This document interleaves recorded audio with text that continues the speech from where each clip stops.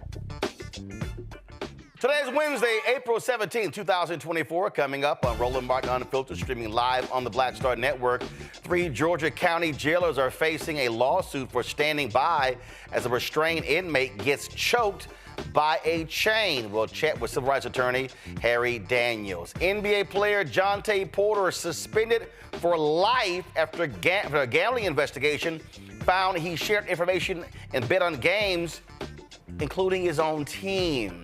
A Black Ohio Uber driver gets sent to a home to pick up a package and ends up dead, shot and killed by the 81-year-old white man who says he was being scammed. It's been a year since Sudan's civil war started. With no end in sight, millions need humanitarian aid, facing acute levels of hunger and on the brink of famine. Also, Congressman Donald Payne of New Jersey is unconscious. He is in a hospital for the last 11 days after suffering a heart attack. Also, in our Tech Talk segment, Isaac Hayes, the founder of Fanbase, will join me, and we're going to talk about equity and what it means to actually have ownership. It was a conversation here with Jermaine Dupree, and I definitely want to break that thing down. It's time to bring the funk on Roland Martin Unfiltered on the Black Star Network. Let's go. He's got it. Whatever the miss, he's on it. Whatever it is, he's got the scoop, the fact, the find. And when it breaks, he's right on time and it's rolling. Best believe he's knowing. Putting it down from sports to news to politics. With entertainment just for kicks, he's rolling. It's on go, roll, roll, y'all. It's Roland Martin, yeah. Rolling with Roland now. He's funk, he's fresh, he's real, the best, you know he's Roland Martin now.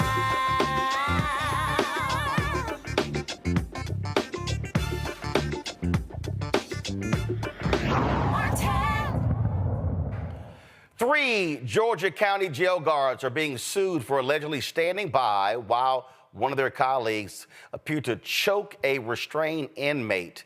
The lawsuit claims officers, these 3 officers, first of all, did nothing to stop 60-year-old, first of all, to stop the officer from choking 37-year-old Tremar Harris, who was restrained in a chair. Joining me now is civil rights attorney Harry Daniels.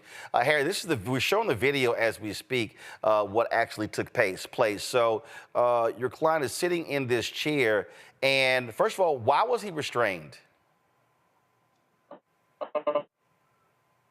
Well, if he was restrained, they felt like he was acting out, and they wanted to restrain from the purpose he was called. So it's called inside the jail. So essentially, they put him in a restraint chair, and I think he's supposed to be in a restraint chair. Okay, so he was restrained in the chair. Can you hear me, Roland? Yeah, I can hear you, Harry. And then all of a sudden, they come in and they start choking him with a chain? Yeah, they come in. At some point, he was able to free his right arm. Then you can see the camera. In situations, you have somebody watching. Actually, hold tight 1 second, Harry. Hold tight 1 second. Harry, hold tight 1 second. I know you're on a plane. Guys, do this here. His video is not working. So here's the piece.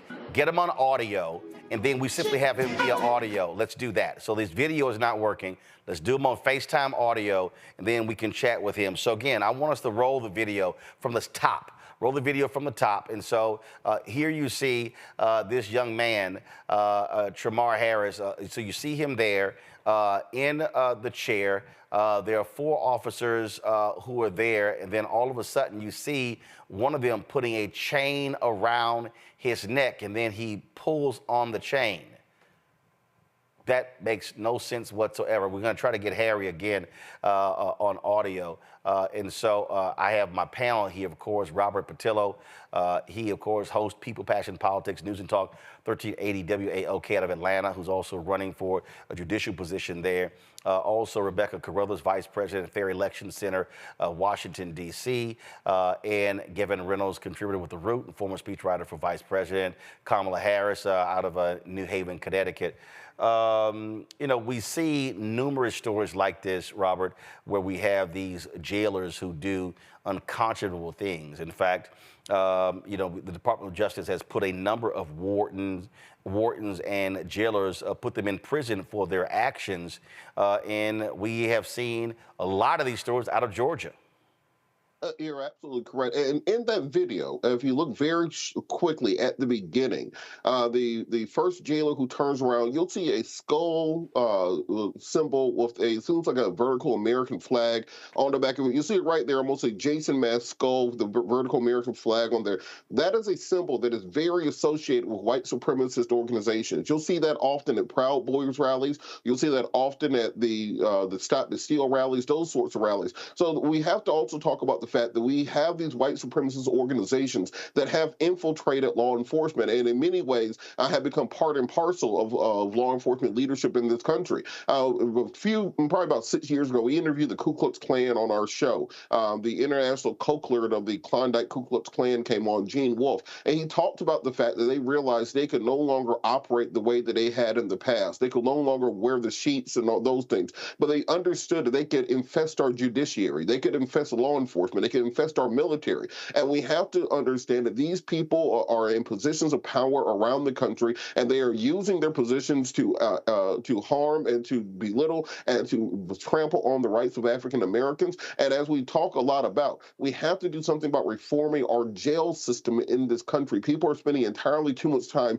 behind bars before they are even convicted of crimes. People are spending entirely too much time waiting on trial, waiting on bond. And because of this, it gives these jailers the opportunity to violate the fundamental human rights that these people are involved in. I'm glad my friend Harry is on this case, and I'm glad we now have video cameras in many of these courthouses and jails and court and detention facilities around the country, because this has been happening for decades. It's only now that we have cameras that people actually believe the inmates when these things take place, and it's important that we provide justice for these individuals. You know, I'm going to pull this story up here, Rebecca.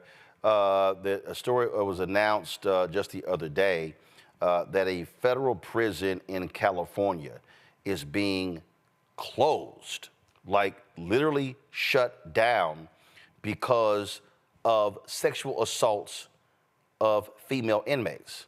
And that tells you right there how shameful this is. That they have so many rapes that they're going to shut the prison down. And this prison is, let's see here. Let's see here. I think it's FCI Dublin. Again, I'm pulling this story up 1 second right here. Yeah, FCI Dublin.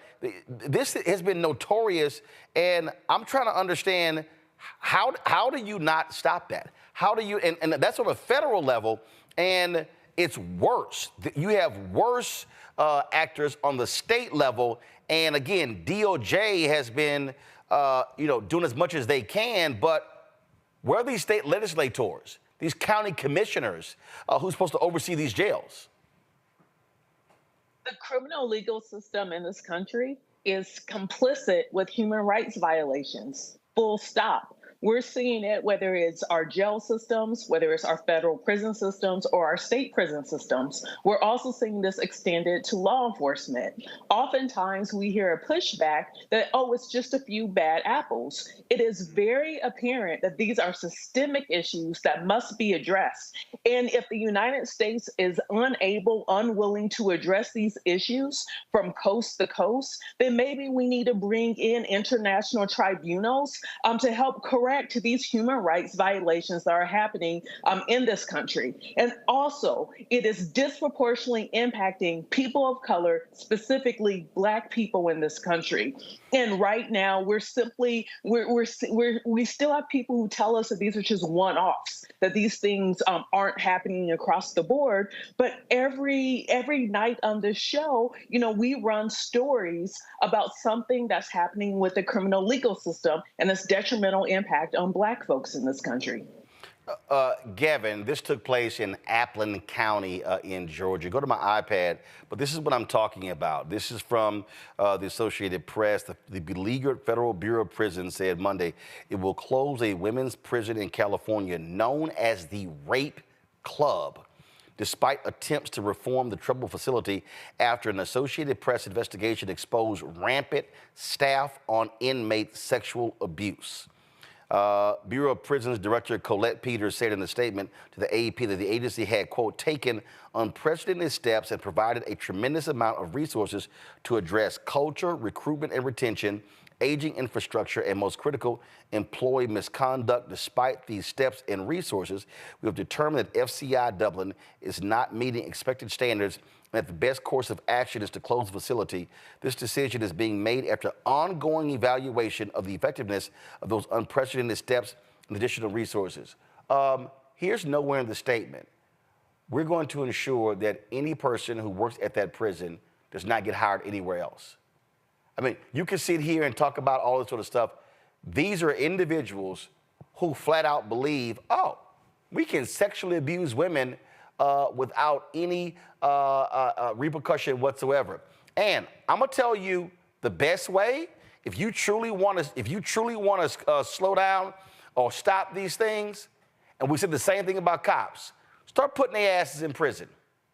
Start indicting and convicting them for sexual assault and rape and give them prison time. And then you say, anybody else here want to sexually assault a woman? We gonna indict your ass and we gonna convict your ass. To me, that's what you do.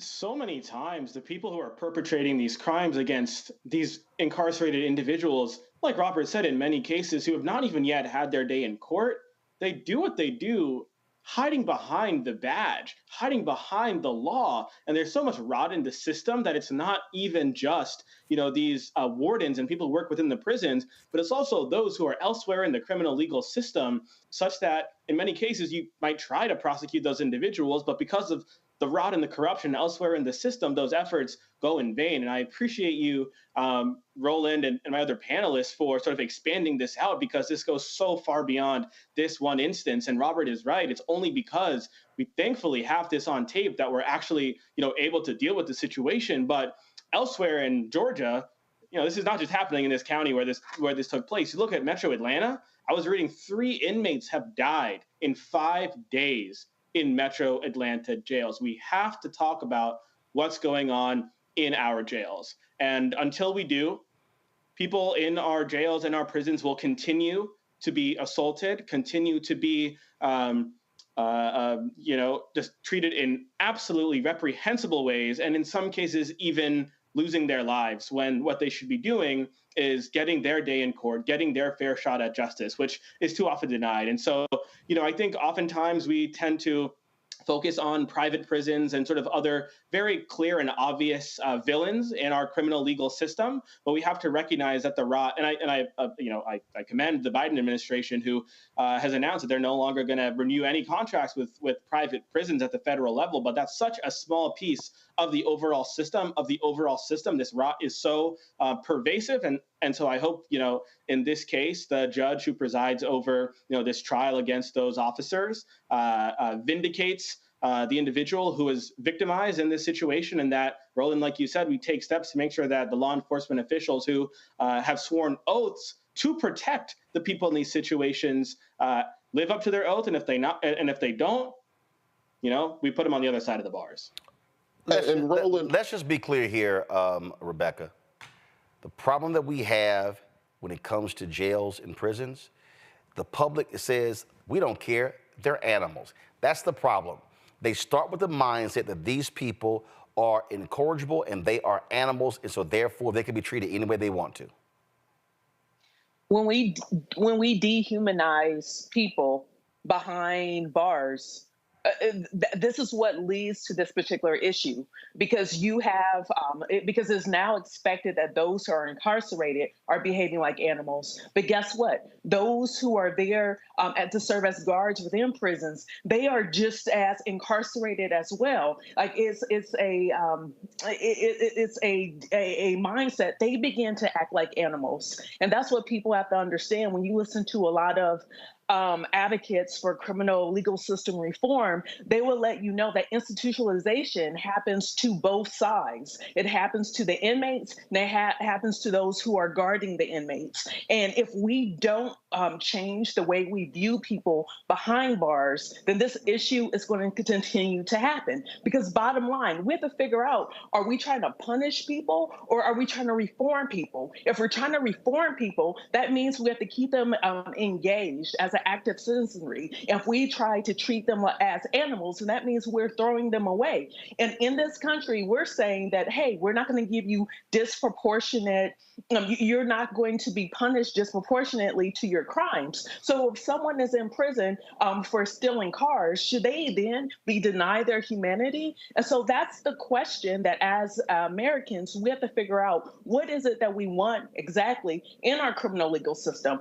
Because I would tell you, every other country in the world, they don't have these same problems that the United States has. They also aren't incarcerating people at the rates that the United States is. They also don't have the amount of crime happening in other countries as well. So there's something the United States is doing that is failing and is causing these human rights violations. Robert?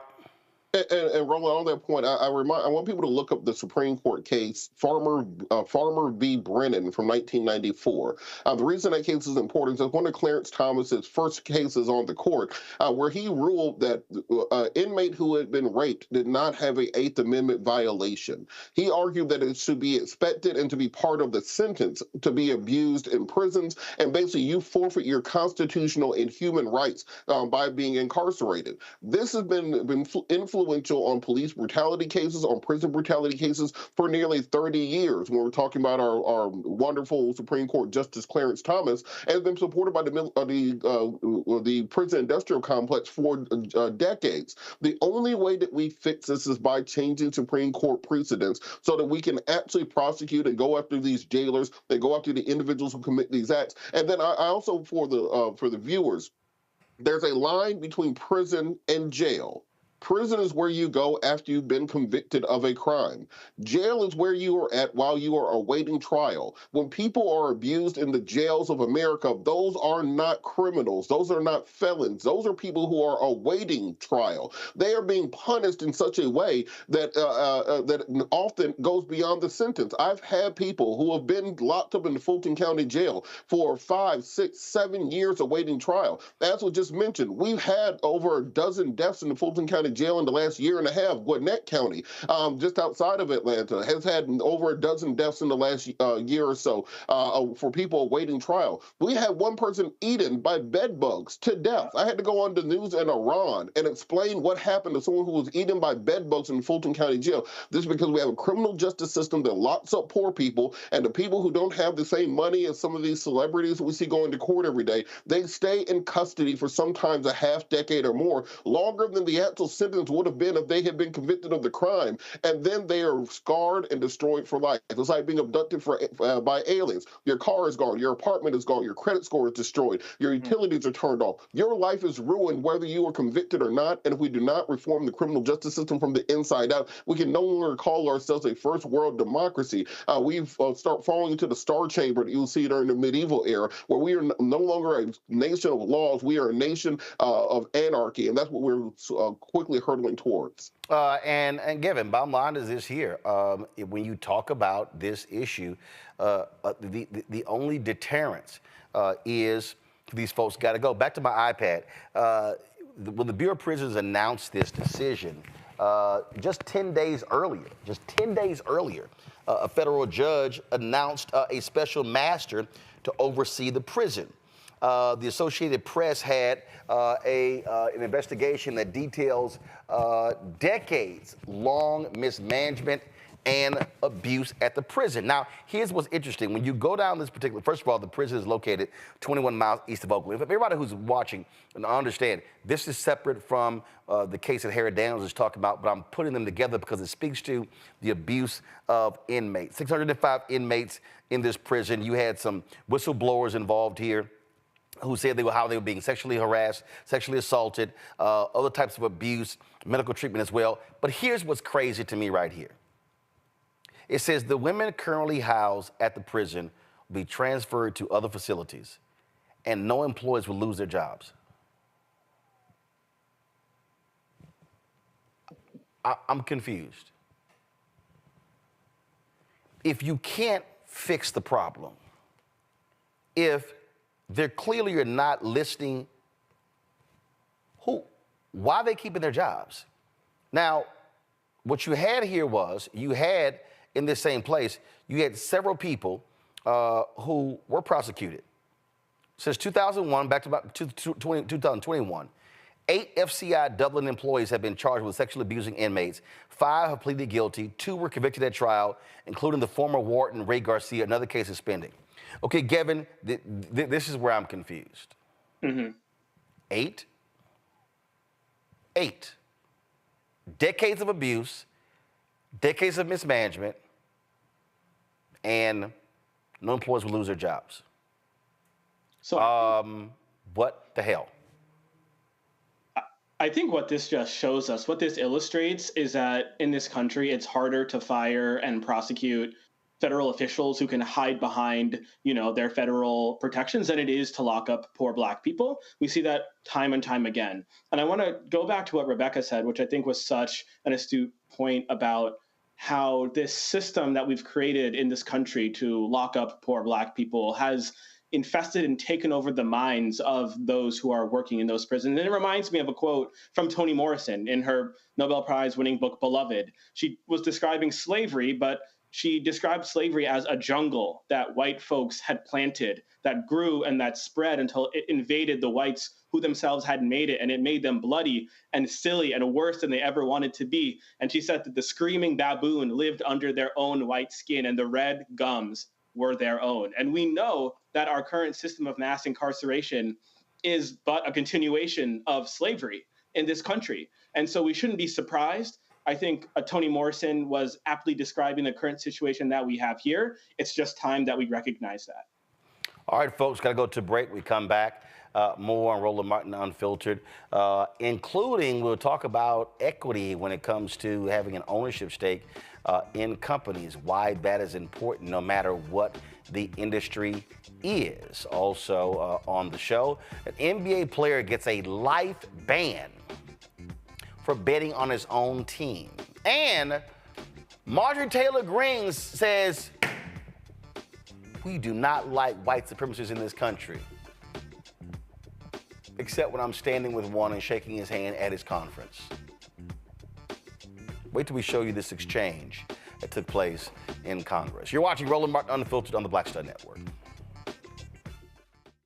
On the next A Balanced Life with me, Dr. Jackie, how to live the dream without it turning into a royal nightmare. We'll meet an entrepreneurial couple who've been living the dream for nearly 30 years, and they're still going strong, speed bumps and all. I was all one trying to hold back, but he thinks he can do anything. He's like, no, we're going to do it. Let's do it. Let's just jump into it. And it has worked. It's a thing of beauty, literally. That's all next on A Balanced Life on Black Star Network. Fanbase is pioneering a new era of social media for the creator economy. This next generation social media app with over 600,000 users is raising $17 million, and now is your chance to invest. For details on how to invest, visit startengine.com/fanbase or scan the QR code. Another way we're giving you the freedom to be you without limits. On the next Get Wealthy with me, Deborah Owens, America's Wealth Coach, financial literacy. Without it, wealth is just a pipe dream. And yet, half of our schools in this country don't even teach it to our kids. You're going to hear from a woman who's determined to change all that, not only here, but around the world. World of Money is the leading provider of immersive financial education for children ages 7 to 18. We provide 120 online and classroom hours of financial education. That's right here on Get Wealthy on Black Star Network. Hey, what's up? It's Sammy Roman. Hey, it's John Murray, the executive producer of the new Sherry Shepherd Talk Show. It's me, Sherry Shepherd, and you know what you're watching, Roland Martin Unfiltered. Talk about being an idiot. Toronto Raptors player Jontay Porter has been banned for life from the NBA for gambling. An NBA investigation found the 24-year-old disclosed confidential information to sports bettors wagering on games, and he even bet on the Raptors to lose.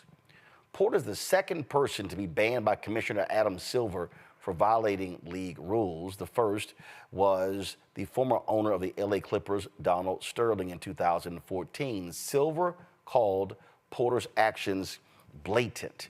Now, in their statement announcing this decision, they laid out exactly what went on. And what happened was that they discovered suspicious activity when someone bet on Porter's actions, meaning his ability to play in games. What ended up happening was he said that he was checking out of certain games because of injury, when in fact the bet was that he would not play in a certain amount of minutes in the game. So someone who, according to the NBA, that Porter told someone who he knew was a bettor of games what he was going to do, and that person bet $80,000 on Porter's essentially game in action. That's what caught the attention of folks and then NBA. Now, when you talk about this decision, this is the press release that they released. They said, it said another individual with whom Porter associated and he knew to be an NBA bettor subsequently placed an $80,000 parlay proposition bet with an online sportsbook to win $1.1 million, wagering that Porter would underperform in the March 20th game. The league's investigation also found that Porter limited his own participation to influence the outcome of one or more bets on his performance in at least one Raptors game. In March 20th game, Porter played only 3 minutes, claiming that he felt ill. Due to the unusual betting activity and actions of the player, the $80,000 proposition bet was frozen and was not paid out. Now, this is what's crazy, y'all. Okay, from January through March 24, while traveling with the Raptors or Raptors 905, the Raptors NBA G League affiliate, Porter placed at least 13 bets on NBA games using an associate's online betting account. These bets range in size from $15 to $22,000 for a total of $54,094. The total payouts from those bets was $76,059, resulting in net winnings of $21,965. None of the bets involved any game in which Porter played. 3 of the bets were multi-game parlay bets that included one Raptors game in which Porter bet at the Raptors would lose. All 3 bets lost. Now, what's crazy here is that, and the statement doesn't say it, and I'm going to actually send an email in a second to NBA Commissioner Adam Silver, because here's what I find, because the statement doesn't address this here. When Donald Sterling was banned, Donald Sterling could not even enter an NBA arena. He could not attend anything related to the NBA. This statement doesn't actually say that's the case. Now, Jontay Porter's brother, Michael Porter Jr., is a star for the Denver Nuggets. So, if the NBA moves forward with what they did against Donald Sterling, the reality is this here. If Jontay Porter's brother, Michael Porter, let's say, leads his team back to the NBA Finals and has a suite for the family, he can't even be in the building. He can't even be there as a part of a parade celebration. But here's what's crazy to me. You make it to the top of the top, the NBA, and you throw that away for $21,000. Now, he's going from the G League to the NBA back and forth. But dude, you're there. You're there. Now, we knew this was going to happen because you've always had various gambling scandals in sports. College basketball, you had an NBA ref, okay, who was involved in a gambling scandal. You also now have all of these leagues now that are accepting money from gamblers, being from all these different companies. ESPN, you read an ESPN story today, you can't even read the story without seeing ESPN Bet. When I first thought, I thought ESPN had a sports show on BET, but it's actually ESPN Bet. And so you've had some NFL players have also been suspended for betting on NFL games and being involved. Gavin, his was interesting. I was talking to, and I cannot remember, I can't remember who I was talking to. It was a former NFL player who was telling me he could not get his kids interested in playing sports. And I wish I could remember who it was. And his wife said, why don't you take them out? But you know what he told me? He said, oh, now all of a sudden, his son is focused and intent on watching NFL every week because of betting. Because of betting. I talked to a father of a young athlete, high school, and all of his teammates, now they're betting left and right. Jontay Porter is not going to be the last. And I can guarantee, look, we saw this at, I think it was Iowa State. We see this already in the NCAA. Because sports gambling has now been expanded because of a Supreme Court decision, I'm telling folks right now, go ahead and mark it down. You're going to see more gambling scandals of players on the pro level, the collegiate level, and they're going to, if they take any bets on the high school level, it's going to happen there as well because of the proliferation of gambling. Gavin, you're on mute. It says my mic is on. There you go. Now you're on. Okay, weird. I don't know why. My bad. But Roland, no, I was just agreeing with you. I think it's so sad for Jontay. It's a player who had a long career ahead of him, like you said, kind of going between the G League and the actual NBA. So it's unclear, I guess, how his career would have progressed. But, it's the first player or coach to be banned permanently from the NBA since 1954. And I think just considering how much he stood to make in his career, you have to think, at least I wonder, does he have some sort of, gambling problem or gambling addiction? I have no idea. This is me just purely speculating, but we do know that as the leagues are moving to expand, right, their sports betting offerings with FanDuel and DraftKings and all these other companies and BetMGM and Caesars, that there are a lot of people who do struggle with gambling addictions. Now, again, I'm not sure if that's the case for Jontay, but I think we are seeing, right, that as the leagues are recognizing the revenue that they stand to make from sports betting, I think it's like, actually, when I was at the NFL, this is an issue I looked at really closely. As states have continued to legalize sports betting, we're seeing just these markets, just the floodgates completely open. But for the leagues, right, the way that they have to make sure that integrity is maintained is key, for them to continue making money.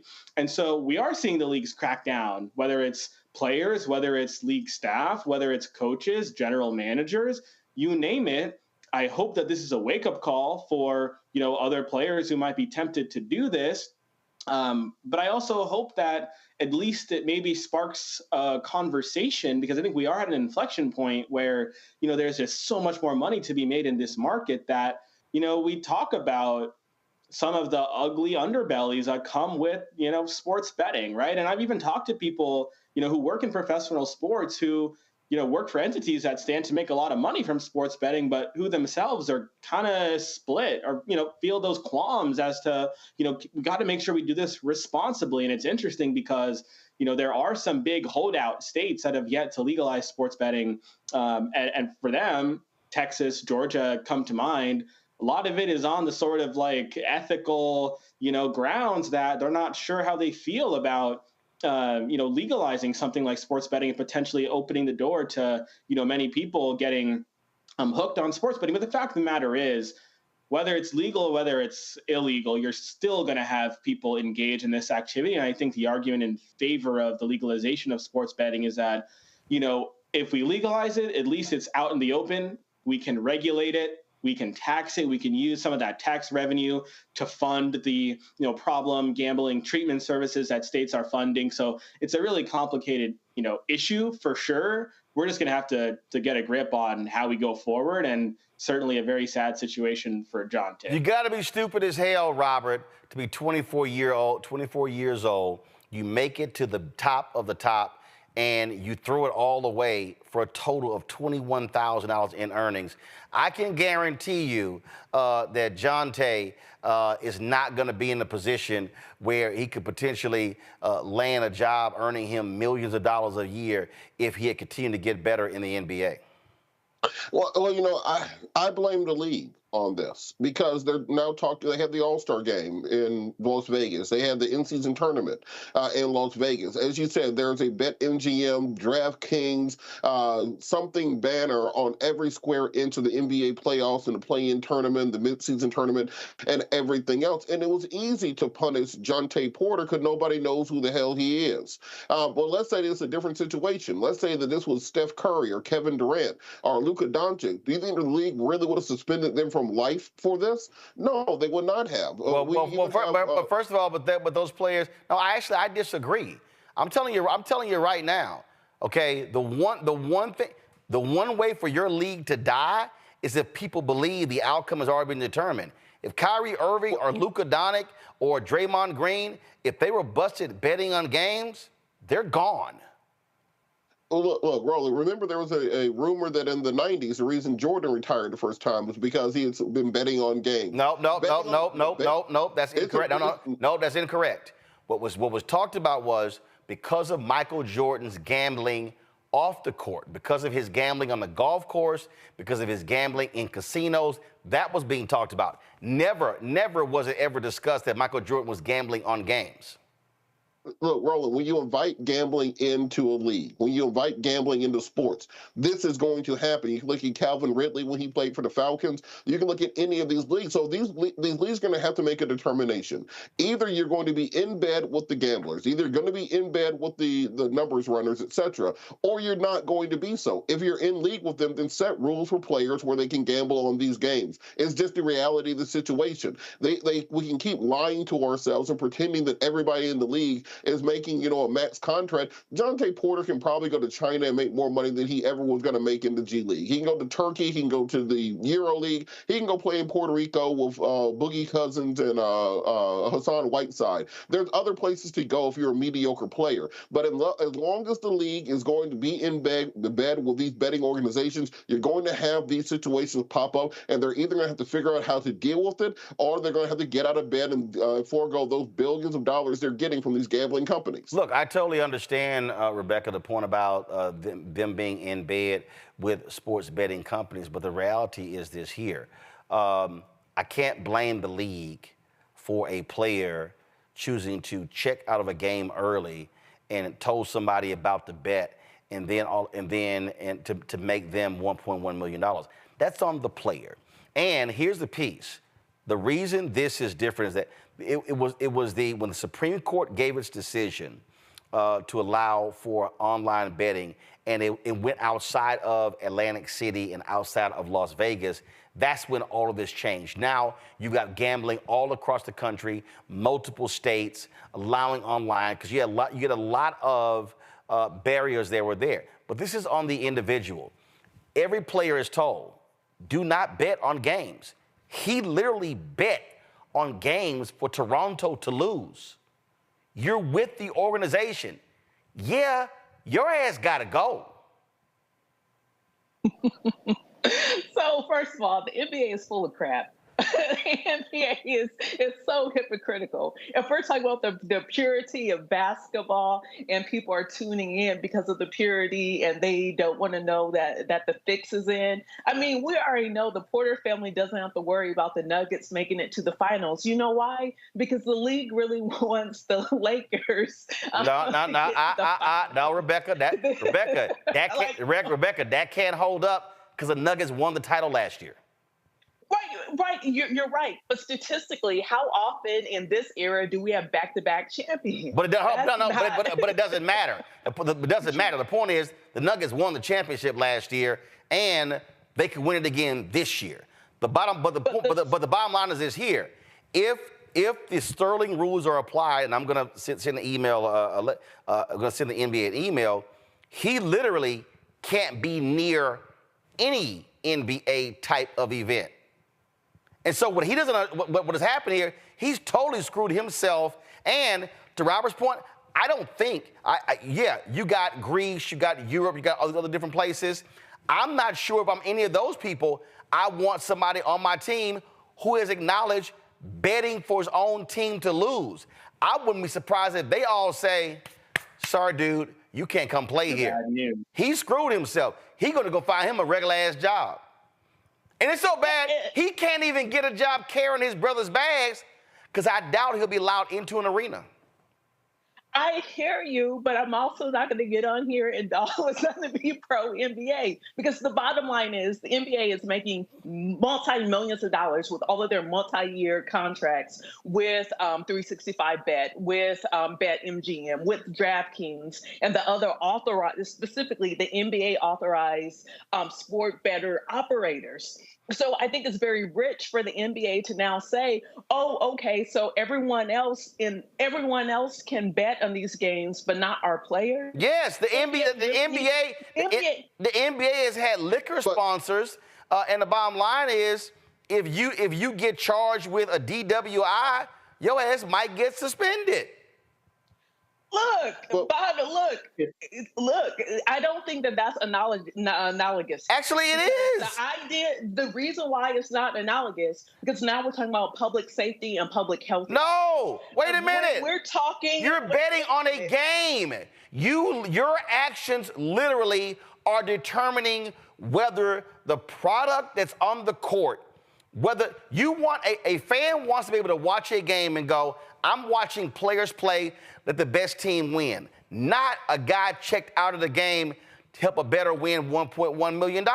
His ass got to go. And look, I get the NBA accepting sponsor money from betting companies, but a player, you cannot bet on the league. Everybody is told that. That's on him. Some level of personal responsibility has to be accepted. He screwed up. I'm not arguing that what Jontay did was smart. So let's be clear about that. What my argument is that I still find the NBA to be hypocritical because when you now allow for legalized sports betting to enter into your league and you go into these formal partnerships, you are also increasing the likelihood of your active players betting on the game. And so I don't think that the NBA has done enough to crack down on this and prevent this from happening. But I'll also say that the NBA is hypocritical in general. There's other issues in which the NBA is hypocritical, such as fining players if they test positive for marijuana in their system. When we know that THC is not a performance enhancing. But hold up. The leagues have actually changed their policy on marijuana. That's changed. So that's not the same conversation that you had 5 years ago. So they've changed the policy when it comes to marijuana. You're right. I still think I know I'm right. I know I'm right. I know that. And I'm acknowledging that you're right. But what I will not do, I'm not about to get in here and act like the NBA is this perfect league. No, Rebecca, no, that's gaslighting. Nobody said the NBA is a perfect league. What we're talking about is a player who bet on not only games, who gave a bettor inside information about his health, who purposely checked out of games so he would not hit certain statistical numbers that the betting placed on. That's a whole different level of betting. That is literally determining the outcome. Okay, we can talk about the White Sox scandal of the 1919 Chicago White Sox, which they call the Black Sox because of that scandal. We can talk about Pete Rose. Look, we can talk about Pete Rose, and guess what? His ass still not in the Hall of Fame. Roland. Yeah. Bro, let's be for real.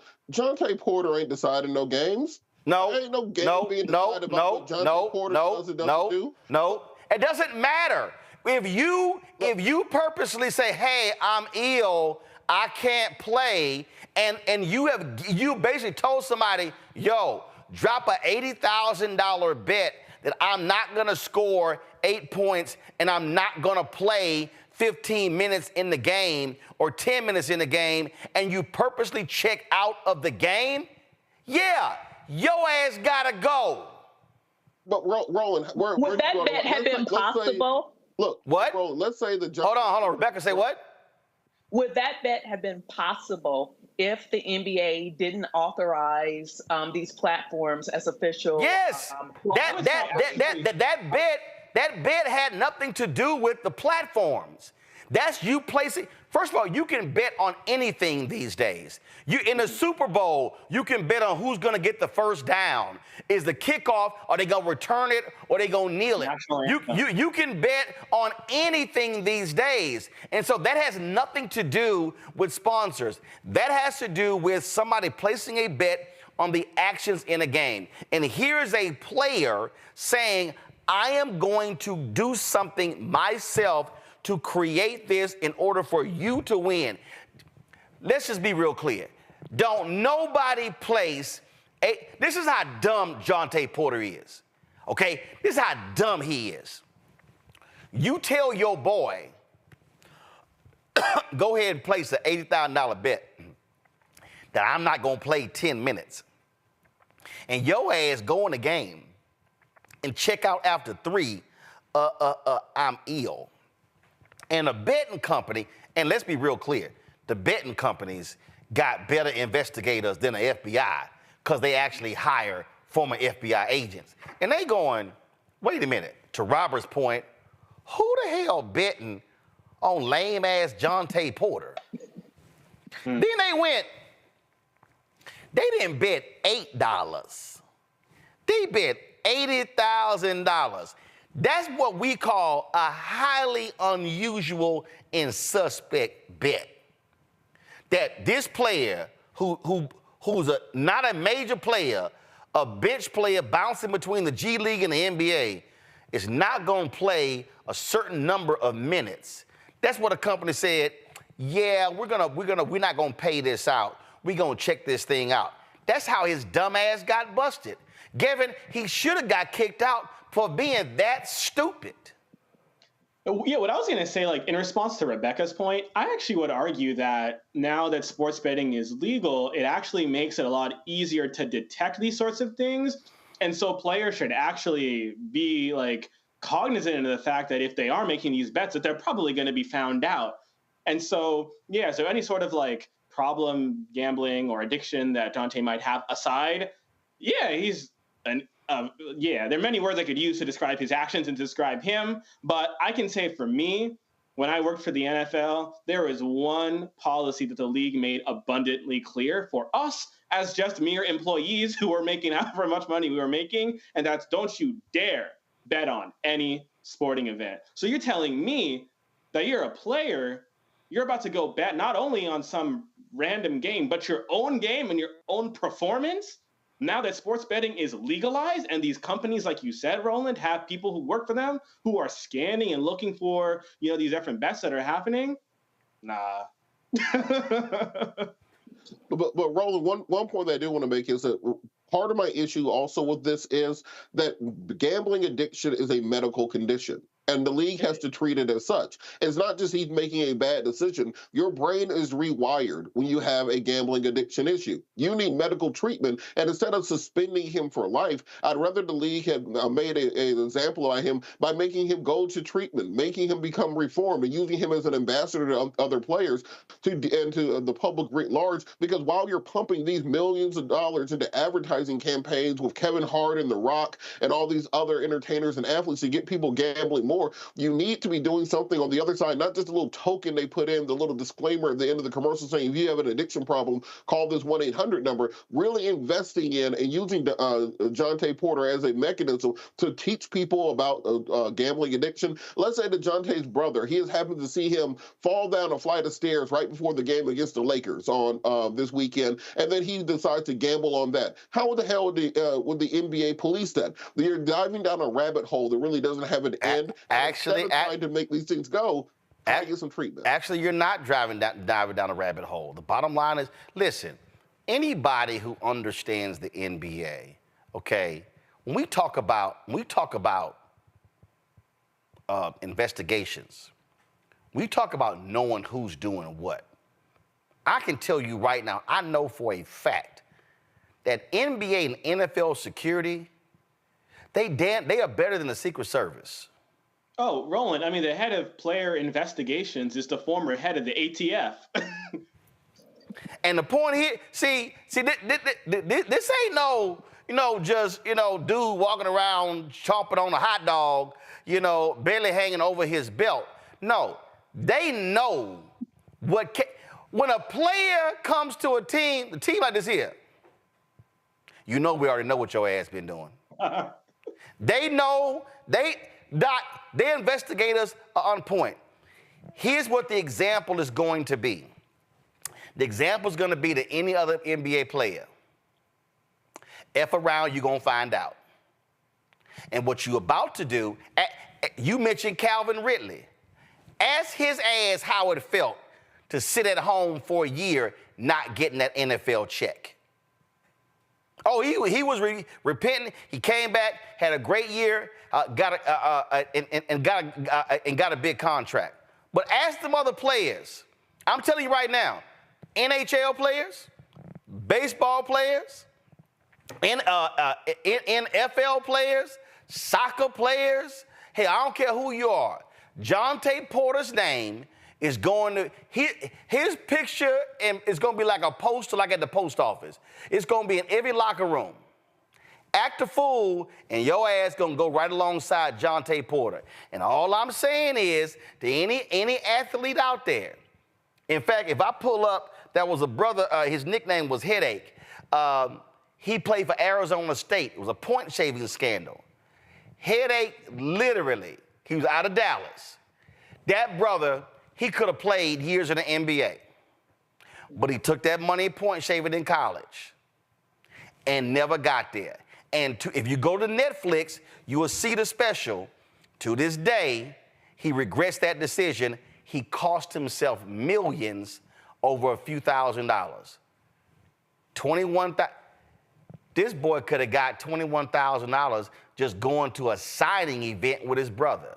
So he made a grown folk decision, and now he's 24 years old, and now he is out of the NBA. So Jontay, this one on you. All right, I gotta go to a break. We come back. We got lots we're gonna talk about, including why is it important to own equity? How critical is that? And why do we as black folk always go for the quick cash? Yep, we're gonna talk about that. Also, those racists with the Goon Squad of Mississippi, they trying to actually appeal their sentence. Good luck. You're watching Roland Martin Unfiltered on the Black Star Network. Support us in what we do. Join the Bring the Funk fan club. Our goal is to get 20,000 of our fans contributing on average $50 a year. That is $4.13 a month, 13 cents a day. You can do so by, again, sending the check to P.O. Box 57196, Washington, D.C., 20037-0196. Cash App, $RM Unfiltered. PayPal, R Martin Unfiltered. Venmo is RM Unfiltered. Zelle, Roland at RolandSMartin.com, Roland at RolandMartinUnfiltered.com. We'll be right back. I was just in my backyard. I was manifesting about life. I said, I would love to come back because it was a great time, and these kids need that right now. They need that male role model in the schools, I think. Even on TV. Because people are scared to go into the high school. The high school, you know what I mean? I would love to bring it back, and I think we can bring it back. What do you think? I think we'll ask the people. We'll ask your people. We'll do a poll. Y'all want to hang a Mr. Cooper? Yeah, I say let's go. We all look good. Holly looked good. Raven looked the same. Marquise, Don Lewis. It'd be funny to have the bullshit you see out there on TV now. God damn. What the fuck? What happened to TV? Damn. It's some. I'm like, oh my God.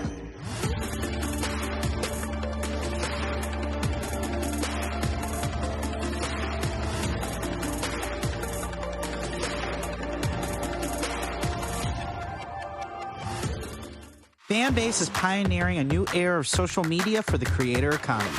This next generation social media app with over 600,000 users is raising $17 million, and now is your chance to invest.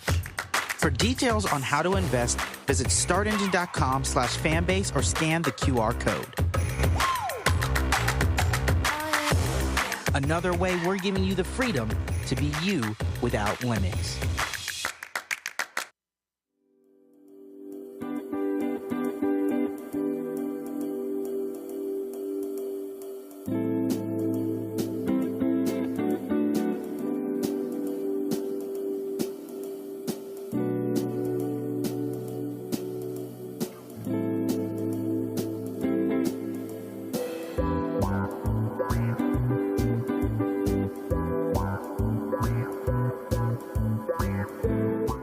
What's up, Geek Today in the place to be. Got kicked out your mama's university, creator and executive producer of Fat Tuesdays, an air hip-hop comedy. But right now, I'm rolling with Roland Martin, unfiltered, uncut, unplugged, and undamn believable. You hear me?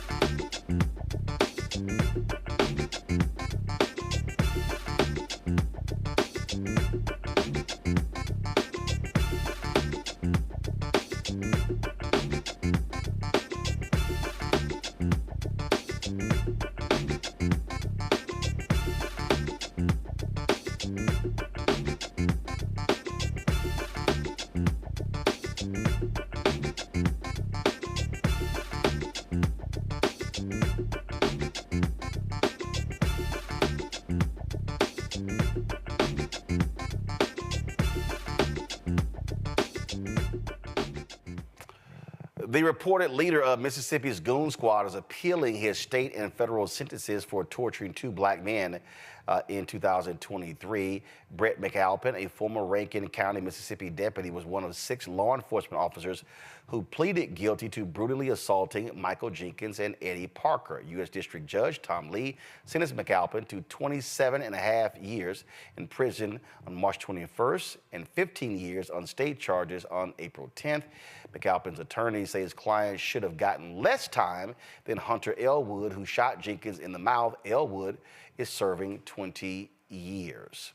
All right, folks, let's talk about what is happening in the Sudan. It is one of the stories that does not get the same level of attention as what's happening in Ukraine or even Israel and Gaza. More than a year ago, Sudan's civil war began. According to humanitarian organizations, the East African country now has the world's largest displacement crisis. The fighting has forced more than 8 million people to flee their homes in the past year. The majority of the country needs humanitarian assistance, and there's a risk of famine. Groups estimate the conflict has killed at least 14,000 people, but the actual number could be much higher. National security and foreign policy expert Asha Castleberry Hernandez joins us right now. I'm glad to have you here. For folks who don't know, what's going on here? Because people also don't realize that the country actually was split into 2 countries. Yes, Roland, thank you so much for having me today. Yes, it was split between 2 countries. In fact, that development was actually historic to me because I was actually at the United Nations when that happened, working at the Security Council under the Obama administration, representing the U.S. mission to the United Nations. So Sudan and South Sudan were split in between the 2. And after that development, unfortunately, Omar Bashir, the head of the leadership of Sudan, just continue to pursue oppressive policies against South Sudan, exacerbating humanitarian conditions, also creating more tensions between the 2 forces, which is RSF and SAF. So what you're starting to see is just a rollout of all those oppressive policies and the outcomes that are spilling into a decade later, which is, going into 2022, where ongoing tensions between these 2 efforts where they tried to merge the 2, but unfortunately, the international community was just pretty much distracted with other conflicts, deprioritizing this one.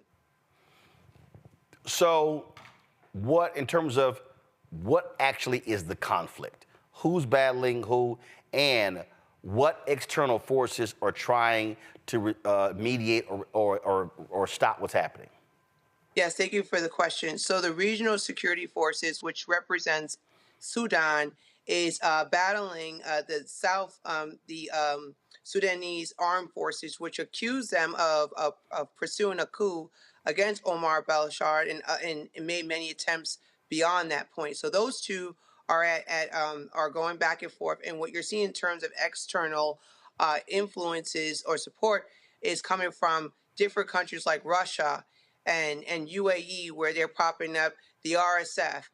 The United States even tried to work very closely with the two to call on some sort of ceasefire in terms of the fighting, like you had in April 2023, where Secretary of State Anthony Blinken came in and spoke with the RSF leadership to call off the fighting. But unfortunately, that those negotiations continue, but again, it lost attention by October 23 because we know what happened in October 2023, which was the Israel-Hamas conflict. Questions from the panel. Gavin, you're first. Asha, thank you very much for joining us and for shedding light on the situation. I think it's really sad that you alluded to it. I mean, I think the mainstream media has largely ignored this conflict, even going back before October, I feel like. So thank you for being here to educate all of us. And Roland, thank you for making sure we talk about this issue. So Asha, I think my question for you is, I think reflexively, we see a situation like this playing out and, you know, I think rightfully wonder what the U.S., what other countries can do for the people who are in this situation, whether that's aid or sort of other assistance. However, at the same time, we know that oftentimes the way the West sort of approaches aid and humanitarian relief can often be kind of problematic. And so I'm just wondering if you have any thoughts that you can share with us about, you know, how you see the role of the United States and other Western nations in supporting folks in this situation and similar ones. Yes, well, if you look at the recent comments from United Nations Secretary General Antonio Guterres, he is saying that there's a lack of funding towards the humanitarian efforts in Sudan. So we need more funding. Unfortunately, the reality is that there might be a balance and act issue here where we put more funding into Ukraine, more funding into the Israel-Hamas conflict, and now you have this situation in Sudan. So, but they did just host a donors conference calling on for more aid, and then you have other middle powers like the Saudi Arabia trying to step up their game in providing assistance. The French trying to mediate in this situation too as well. But I believe that there has been a lack of attention in terms of providing more humanitarian assistance because there's so much attention with regards to Ukraine and the Israel-Hamas conflict. Rebecca, if I could follow up. I'm sorry. Go ahead. Yeah, go ahead. Go ahead. Yeah, quick follow-up question on that, Asha. So I remember hearing from another expert on the region talk about how, in many cases, unfortunately, like aid that gets sent to African nations can sometimes not actually reach the people who need it most. You know, the aid might go toward United States-based, contractors who then sort of go into the region and kind of can spend the money as they see fit. So I guess I'm wondering if you could sort of help me understand and perhaps help, the listeners understand when we talk about aid, like what is really the flow, right, of resources and how can we make sure that that aid actually goes to the people in the places that need it most? Yes. Well, we first need to reach out to those organizations that are not involved in any corruption and that it makes it to them and to the people. Unfortunately, the African continent has been known for corrupt activities, and one of them is mismanaging money and and as a result of that money not reach it to the people. So one way to get around it is providing more money to the NGOs, the NGO community that has direct access to the people, also to international organizations that can funnel that money directly to the people. And it needs accountability. But unfortunately, when the funding goes from there to actual government, it's a hit or miss if the people get it. And unfortunately, it's just a long history of it not reaching to the people because of corruption. Thank you. Rebecca. Aside from giving humanitarian aid, what role can the U.S. play in stopping the ethnic cleansing? Yes, I think the United States needs to go back to what they were doing in April 2023, where they actually deployed their top leadership to work very closely with the RSF as well as the ASF to reach some sort of mediation if the United States cannot or no longer play that part, they have to find a influencer in the regional community, in the international community, to play a part. Like, for instance, the Saudi Arabia could be a possibility. Also, if it's the French, that could be another possibility. But if the United States cannot do it, we need another regional influencer or a strong international actor to help reach some sort of mediation as soon as possible. Robert? I've heard from many international observers this conceptualization of Africa fatigue. That if you talk about the genocide currently going on in the eastern part of the Congo, the subjugation of gay rights in Uganda, Somalia attempting to split into two nations, Ethiopia threatening to annex Eritrea, and still the remnants of the Tigray rebellion, Egypt threatening to bomb the Millennial Dam over river water rights on the Nile River, the situation in Sudan, perhaps splitting again into two nations. Libya on the verge of splitting the two nations, while also dealing with the damage of the dam breach, which killed 20,000 people. The Sahel region, where you have the kicking out of the CFA Franc and the forming of the CFA Confederation, and narrowly averting a war between the Sahel nations and ECOWAS. How can you talk to Western observers and Western people, particularly the U.S., about why they should not get tired and quote unquote fatigued with dealing with issues on the African continent? Oh, that's a really great question. First and foremost, I would say that, and thank you for the breakdown, a way to kind of acknowledge this as much as possible as are approaching the ongoing conflicts from Western Africa all the way to the East Horn of Africa is that we have to prioritize this as much as possible. It needs enough media coverage. I think the House Committee on Foreign Affairs does a really good job in bringing more attention to it at times.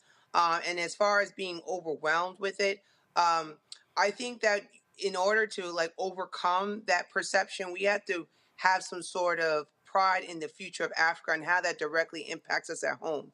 And if we don't have that pride, we're going to lose out on really keeping the finger on the pulse and just easily be overwhelmed with the issues involving the African continent.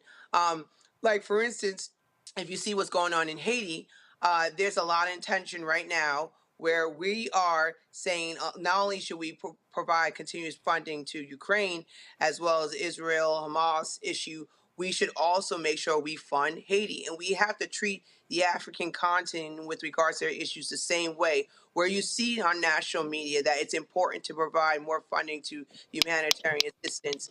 A perfect example of that is during the Bush administration, where President Bush gave money to Darfur conflict.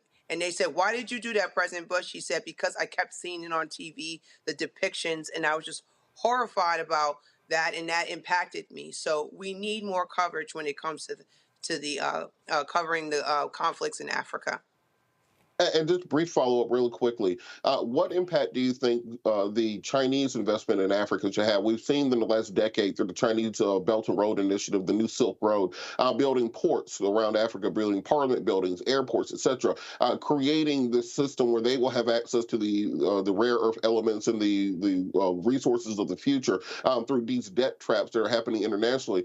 For American audiences, can you explain the importance of this geopolitical battle between the United States for hegemonic control over the African continent, particularly with them having the youngest population on Earth? The second half of this century will be the African century, the average population being 19 years old on the continent. I love the question. In fact, I forgot to mention that as the role of the PRC or the Chinese in the continent. The PRC has been able to use their Belt and Road Initiative as a way to leverage political affairs over these different countries in Africa.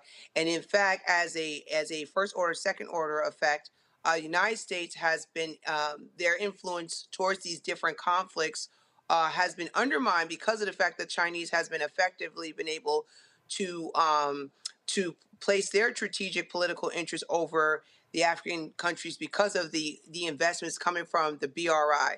Now, what we're seeing, not only you said, okay, you have these high interest rate diplomacy debt traps, we're also seeing the quality of the BRI has significantly deteriorated in many ways to where some of the African countries are getting sick and tired of BRI projects. A good case analysis of that is right now in Kenya, where they first started their BRI. You're seeing the issues involving environmental effects, where it's hurting the local environment. So so that is very significant, note, because again, the PRC has been able to leverage the BRI over these countries where they have more influence when it comes to the political decision making when these conflicts break out. And you will see where some of the leadership in these African countries will even go to the PRC before the United States for advice on how do I move forward with this conflict or this issue I'm having in my own country. All right, then. Well, hopefully we will see some positive development there. Asha, we appreciate it. Thanks a lot. Thank you. All right, folks, we'll be back more right here on Roland Martin Unfiltered, including President Biden releases $60 million in aid to Haiti. It's about time. You're watching Roland Martin Unfiltered on the Black Star Network. Next on the Black Table with me, Greg Carr. The enormous impact of race, education, and affirmative action in America, and how, believe it or not, white America is starting to feel a little bit of the pain.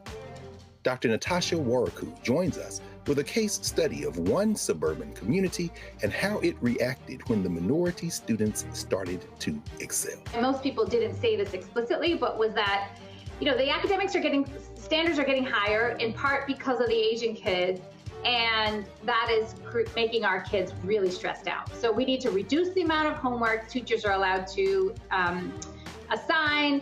She shares a perspective that you don't want to miss. That's on the next Black Table, only on the Black Star Network. On the next A Balanced Life with me, Dr. Jackie, how to live the dream without it turning into a royal nightmare. We'll meet an entrepreneurial couple who've been living the dream for nearly 30 years, and they're still going strong, speed bumps and all. I was all one trying to hold back, but he thinks he can do anything. He's like, no, we're going to do it. Let's do it. Let's just jump into it. And it has worked. It's a thing of beauty, literally. That's all next on A Balanced Life on Black Star Network. Hey, what's up, y'all? I'm Devon Frank. I'm Dr. Robin B., pharmacist and fitness coach, and you're watching Roland Martin Unfiltered. The Biden administration is providing $60 million in assistance to Haiti. The bulk of the funds are slated to go towards equipment and training for a multinational police force headed by Kenya to help the Haitian police battle gangs. President Biden's order came after a new 9-member transitional presidential council became official, and Prime Minister Ariel Henry's government published an executive order in the Port-au-Prince establishing the new governing framework. Gangs have been in control of the Caribbean countries since the 2021 assassination of Haitian President Jovenel Moïse. All right, folks, let's go to this next story. Y'all gonna love this one here. Now, we all know Congresswoman Marjorie Taylor Greene is an absolutely nutcase. That child lied more than Donald Trump, but you're going to love this one here, y'all. During an oversight committee hearing today, she actually tried to say that she does not support white nationalists. Take a little time to respond to some misinformation that has been spread here. Mr. Snyder, you said in your opening statement that the fact that there are neo-Nazis in the Ukrainian military is disinformation, a disinformation trope, and a Russian denazification meme. Mr. Chairman, I'd like to submit for the record this 2021 Time magazine article titled "How a White Supremacist Militia Uses Facebook to Radicalize and Train New Members" about the Ukrainian neo-Nazi Azov Battalion. Without objections ordered. Thank you. Time also put together a piece only 3 years ago, and it's quite an extensive video that gives full information about the Nazis in Ukraine and their recruitment efforts that go all around the world. It's amazing to me that just in a few years' time, it's now considered misinformation to talk about the Nazis in Ukraine. I'd like to quote the article it says that Ali Soufan, a security consultant and former FBI agent who has studied Azov Nazis, estimates that more than 17,000 foreign fighters have come to Ukraine over the past 6 years from 50 countries. According to Christopher Wray, the FBI director, he said that Azov has been recruiting and radicalizing and training American citizens for years. He also finished saying in his testimony to the U.S. Senate that American white supremacists are actually traveling overseas to train. This is an extremely concerning situation. I don't think anyone in the United States government, Americans, do not support actual Nazis or white supremacists. I know I certainly do not. Not. Well, Congressman Maxwell Frost, he's like, yeah, we ain't having none of that. Just now talk about disavowing white supremacists when in 2022 she spoke at an event led by white supremacists and white nationalist Nick Fuentes, and when asked about it, doubled down on it and said, we're gonna focus on people, not labels. So get out of here with that damn hypocrisy. And Dr. Snyder, I'm gonna give you some time to respond. Go ahead. First of all, I'd like to thank the representative from Georgia by making clear with her comments and with her person that any discussion of political warfare has to include Russia, Ukraine, and America. She's just demonstrated that point, I think, very powerfully. On the question of Nazis, I've written 2 books as a historian about Nazis and the Holocaust. On the question of Ukrainian nationalism, I am the leading scholar of that subject in North America and have been writing about it for 20 years. If the chamber is interested in the degree of far-right participation in Ukrainian politics, you can be assured that no far-right party has ever crossed 3% in a Ukrainian election. So of course there are bad people in it. All right, so here's what's interesting. She talks about, we don't, no one in the government supports white supremacists. Maxwell Frost hits her back. Is this you, Marjorie? Is this you shaking hands with noted white supremacists? Pull audio up. With noted white supremacists, Nick Fuentes, speaking at his conference? Ooh, it's amazing how people forget these things, that there's actual video. Rebecca?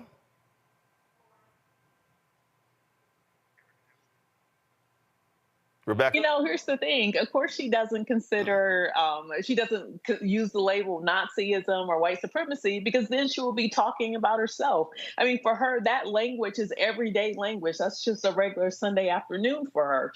But it's very disingenuous, especially with her being in Georgia. And when we still hear all of the accounts of Nazism that occurs in Georgia, when we still hear about, I think that young man last year who was found lynched, and no one seemed to understand how he could have been found lynched. You know, so it's so disingenuous, but you know, she's one of those people we simply do not take seriously, because she's made it very clear that her views are very white nationalist, and she is part of the white nationalist wing of the Republican Party. Robert? Oh, you guys just saved my wife a long conversation later. Can I get to talk about the history of white supremacy in Europe and why it's divergent from that we have here in the United States of America? So if you look at what's going on in the Ukraine currently, you're looking at the historical conflict between Kiev and the Rus people. Rus being Russian, Kiev as in Kiev, the capital of the Ukraine. Now, many people in this quote-unquote Azov battalions claim that they are the descendants of the original Slavic peoples of Kiev, but that someone like Putin is descendant of a mixture of Europeans, but also Hunnic people who are the descendants of the Golden Horde and other Asian groups that occupied the eastern part of Europe for centuries and that they paid tribute to. If you look at Putin and squint your eyes a little bit, he looks kind of Asian. oval head, short-statured, built more like a Mongol than a tall Ukrainian would be. So the Azov battalion and those neo-Nazis aren't the type of neo-Nazis that we have here in the United States. They talk about the purity of European blood, and it's on even such as Putin is not white enough for them. This is why they go after those groups, because they don't have black people clearly to subjugate. Marjorie Taylor Greene, having literally no knowledge of European or world history, doesn't understand that when she talks about immigrants are poisoning the blood of America, she's saying the exact same thing that the Azov battalion is saying about the Hunnic blood of someone like Vladimir Putin. She doesn't understand when she talks about the need for Western civilization to stand against the barbarians invading us, as she talks about, as she said at the Republican National Convention. She's saying the exact same thing as the Azov battalion is saying about keeping the last bits of European heritage pure to Europe and separated from the Mongol and mixed blood of Russians. So she, in every action, espouses and supports the conceptualizations around the same people that she's claiming to be against. And this is why our kids need to stay in school, and we need to invest more money in that and less money in bombs internationally, because you end up with almost fact-free, idiotic conversations such as this. And rally given is a number of Republicans in the House conference who love them some white supremacists. Definitely. It's very hard to follow Robert and that history lesson he just gave us. I'll start by talking first about Marjorie Taylor Greene. As a Georgian, she is a utter disgrace and embarrassment to our state. And in my opinion, she should not be a member of Congress. I'm very proud of my state for helping to elect Raphael Warnock and John Ossoff and Joe Biden. But I'm very disappointed that we also sent someone like Marjorie Taylor Greene to Congress. If Donald Trump is our nation's gaslighter in chief, Marjorie Taylor Greene is the commander of the Georgia Battalion. She is completely unserious. Just today, we saw the articles of impeachment against Alejandro Mayorkas, the Secretary of Homeland Security, a process initiated by Marjorie Taylor Greene, rejected immediately in the Senate. We know Donald Trump, her leader, tanked the border deal that President Biden was prepared to sign, and again, showing how unserious she and all her cronies are. Lest we forget her comments on space lasers, her comments directed toward Congressman Jamal Bowman. Who No, Jewish space lasers. Oh, true. Excuse me. Jewish space lasers. Absolutely, Roland. Thank you for letting me not get off the hook with that. Or her comments in regards to Congressman Jamal Bowman, whom she called aggressive. And when we all called her out about it, she said that calling her a white supremacist was, get this, equivalent to calling a person of color the N-word. Lest we forget when she referred to Congresswomen Tlaib and Omar as not official members of Congress because they didn't take their oath of office on a Bible. Never mind the fact that she also told them that they should go back to the Middle East while Congresswoman Tlaib was born in Detroit. I could go on. But the danger here is that we cannot normalize this kind of behavior. We cannot normalize these kinds of comments. I saw a poll the other day that showed that Americans' attitudes towards Donald Trump since the time he left office have not gotten worse, they've gotten better. What does that mean? It's that collectively, as a society, we've started to forget the very dangerous and detrimental rhetoric and policies that Donald Trump not only advocated for during his first term, but is hoping to bring back in a second term. He's told us this. He's told us the kinds of things that he wants to do. He's told us that he wants to round up immigrants who are here, who he believes are poisoning the blood, especially those from shithole countries. We know that his Department of Justice in a second term is getting ready to crack down on racism, but guess what? Racism against white people, all building on his work in the first term of not investigating and not prosecuting civil rights violations and hate crimes. So I think it's very dangerous that as a society, we've started to not sour to Donald Trump, but actually to sweeten up to him. And I think the consequences of that could be grave. And so I really just want to convey that we cannot normalize, we cannot accept this kind of behavior from Donald Trump or Marjorie Taylor Greene, because our community will suffer even more than it already has. So. Well, folks got to understand, when you don't vote, this is what happens all the time. All right, got to go to break. When we come back, more on Roland Martin Unfiltered, including Democrats basically doing this to Republicans wanting to impeach the head of Homeland Security. Move along, move along. We'll discuss that next right here on the Black Star Network.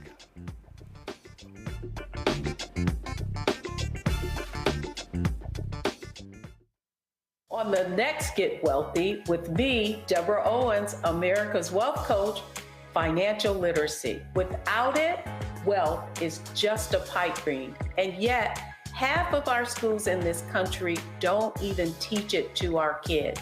You're going to hear from a woman who's determined to change all that, not only here, but around the world. World of Money is the leading provider of immersive financial education for children ages 7 to 18. We provide 120 online and classroom hours of financial education. That's right here on Get Wealthy on Black Star Network.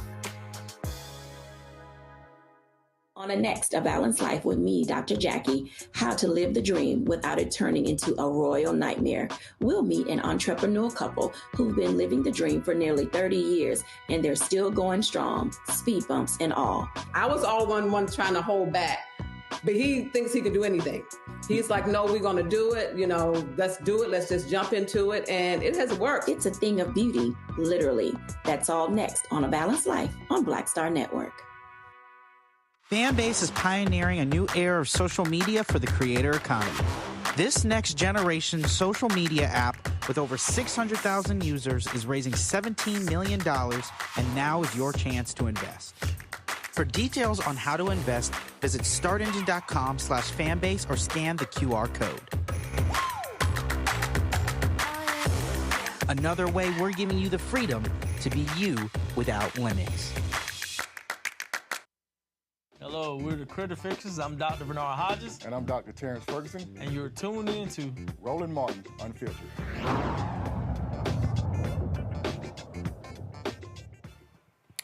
You know what? There is nothing like watching Republicans make a total fool out of themselves, and especially head fool Ted Cruz.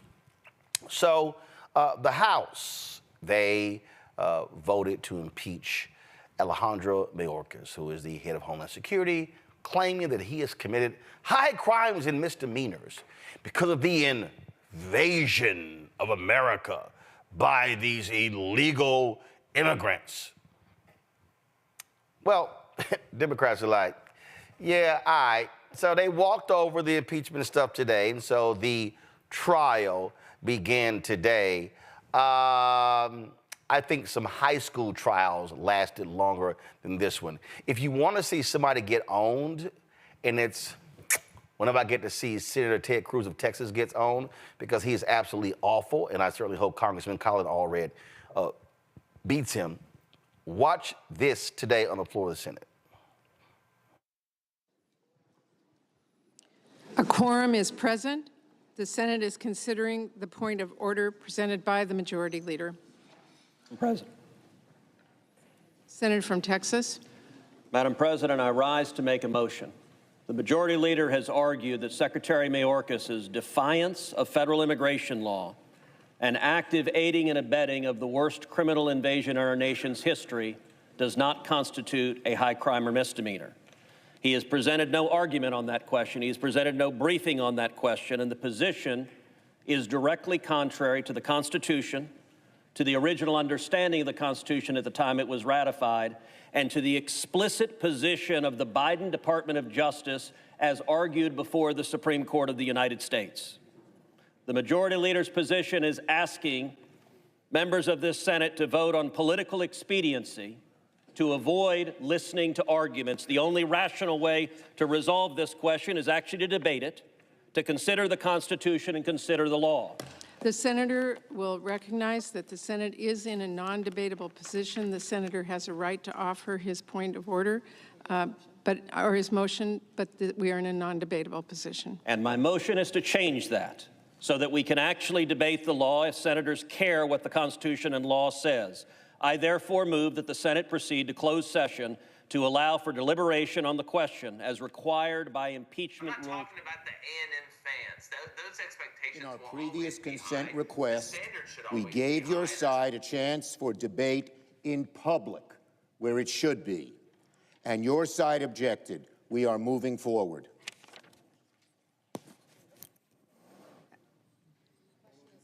The question is on the motion. Ask for the yeas and nays. Is there a sufficient second? There is a sufficient second. The clerk will call the roll. A quorum is present.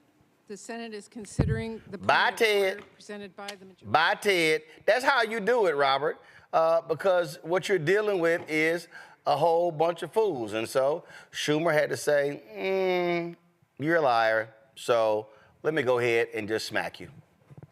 Well, just so for the viewers who may not watch Senate hearings from the time they were in middle school like I did, what was going on there is Ted Cruz tried to make a motion to open debate to allow senators essentially to grandstand and give speeches about why minorities should be impeached. It's not to present evidence or to change decisions, any of those things. Ted Cruz just wanted a soundbite that he could play on Fox News later for fundraising purposes. As you said, he's in a tight race with Colin Allred. But Chuck Schumer gave Republicans that opportunity a long time ago in a public forum. Republicans decided not to do so. So Ted Cruz was out of order parliamentary in attempting to raise that question or to open that debate up already. And this is why he was summarily pushed aside, because he had not even looked into the Senate rules to determine whether or not this question had already been called. And then the articles of impeachment come over and they're immediately dismissed also because the Republicans in the House failed to allege an actual high crime or misdemeanor. The difference being a quote-unquote dereliction of duty, as they claim, as being a high crime and misdemeanor. That will mean, well, we have a failing education system in this country, so we can impeach the Secretary of Education. We have potholes in the street, so we can impeach the Secretary of Transportation. We have a housing crisis, so we can impeach the Secretary of Housing and Urban Development. They would set a standard by which our government would grind to a halt the same way we're seeing the House of Representatives do so because of the one vote rule to call for the removal of the Speaker of the House. And luckily, we have a Senate that is controlled by Democrats, that has a parliamentarian, that has a majority leader that can actually keep these things in order, or else the Senate will descend into the exact same chaos we're seeing in the House right now. Well, that was not good enough for Cancun Ted, Gavin. Yeah. What was it? Mr. Cruz, have fun in Texas. Or what was it? No, Mr. Cruz, how was Mexico? How was Cancun? Totally unserious. And so is the rest of his party. The Republican Party is completely in shambles. As Robert alluded to, on the other side of the Capitol, you got the House. They can pass absolutely nothing. They are led by an totally inept speaker who somehow, sort of rose his way up through the Louisiana state legislature, running unopposed cycle after cycle, and made it to Congress. And by, luck and good fortune for him, his party ousted Kevin McCarthy, and somehow this man we'd never heard of came to save the day. And look how it's turned out for him so far. He's on the verge of, another vote of no confidence. His colleagues can do absolutely nothing. You look at the rest of his party, they are currently led by a man who is facing 91 criminal indictments. He's sitting in a courtroom, apparently trying to take a nap, poor thing. But there's other stuff going on that he should probably pay attention to in that courtroom, while his opponent, President Biden, is actually busy running the country and running for re-election. But, again, I guess what should we expect from people like Ted Cruz and the other members of his party? They can not govern, and that's what we saw today. Yep, Rafael Cruz sucks as usual, but I dare say probably the best back and forth. We showed you Maxwell Frost and Marjorie Taylor Greene. We showed you this here. I think that one between Jamie Raskin and James Comer was pretty intense. Press play. What business are they? I don't know what who you're business talking were they about. in? What business are they? in. You're talking about lots of people. There's lots of people in the family. I'm a farmer. I have land. Your lease land. impeachment investigation must identify a the high crime Bidens and do? misdemeanor. What did they do? I'll for tell the you what Joe millions of Biden dollars? did. He was a senator of the United States. Then he wrote a book, and he said he made the most money he ever made in his life, millions of dollars on his book, and he gave $1 million. That's away what to his charity. family did. That's why Ukraine, Kazakhstan, Romania, China, Russia, that's why they paid the Biden family money, because of Joe Biden. None of those governments paid anyone any money. Somebody needs therapy here, but it's nobody on our side of the aisle, okay? Because enough. No, Back to the honestly, China hearing. Back to the China you hearing. had your chance. Order. I would like my time restored. Well, no, your time was I would expired. like I've no, given you three interrupted extra me. minutes. I want my time you restored. had your time. You went above, and I let Miss Thornton go a minute. You know what? Here, sit down, everybody. Come back. This is about China. We asked a simple question. No, Miss Presley, you're out of order. Sit down. Mr. Chairman. Mr. Chairman. No. Mr. Chairman. I don't know What who you're business talking were they about. in? Rebecca, here's the whole deal. James Comer, you are an idiot. You ain't got the goods. You ain't got them. And that's why when Moskowitz said, okay, since y'all got the goods, he said, I will move to impeach Joe Biden. He didn't even get a second because they ain't got it. I mean, he's like Elmer Fudd in that clip. Like, these are very unserious We talking about people. China. What you talking about? We talking about China. Why did the Biden family do that? Why did they do that? I mean, it's Elmer Can somebody Fudd. pass me some crawfish? Why did they do that? We talking about China. Now what the hell we talking about up here? You out of order. And then he told Ayanna Pressley to sit down. I wish he would try to tell me to sit down. You can't make me sit down. You know, these people are completely unserious. Even like the rodeo clown that is Ted Cruz, also unserious. I mean, these are people without principles. Even with Ted Cruz, Donald Trump literally talked about his wife like a dog. And then he turned around and endorsed Trump, and then stumped for Trump to get Trump elected. So if he isn't able, if he's unwilling to protect his own wife, to protect his own family, then he certainly is not willing to protect the interests of the people in the state of Texas. And guess what? If you're in Texas, you get to send Ted Cruz to Cancun on vacation permanently, because in November 2024, he's up for re-election. And guess what this means? This is a statewide race. There's no gerrymander districts. So if enough people turn out to vote, they could vote Ted Cruz out of the Senate, because just like Marjorie Taylor Greene, he's insufferable.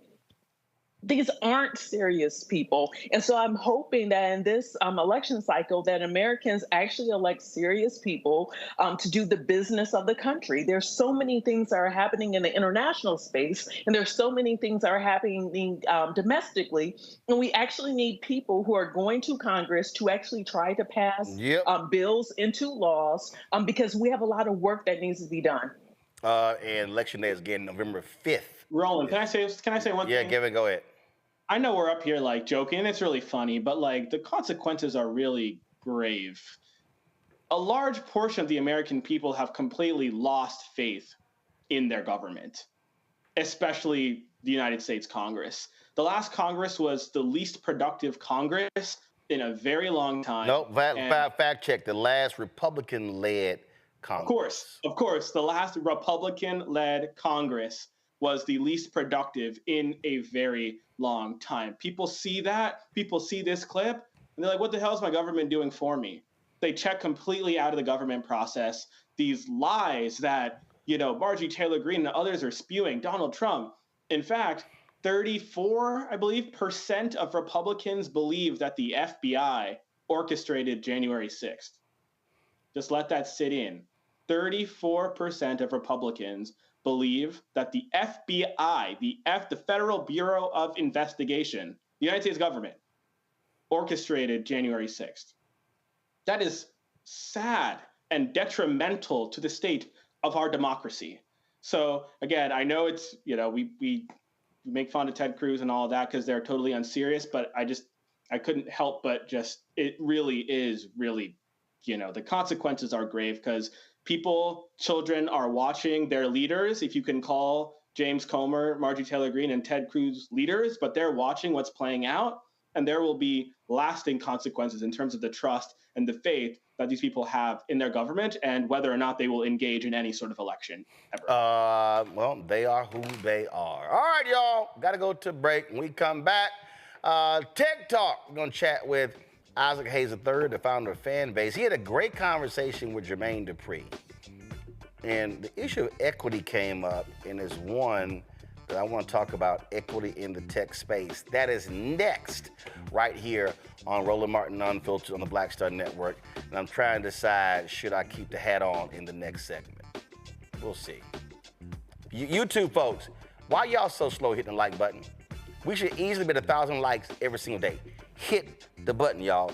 It ain't that hard. We had 725. When we come back from the commercial break in 2 minutes, we should be at 1,000. So y'all, come on. Stop playing around.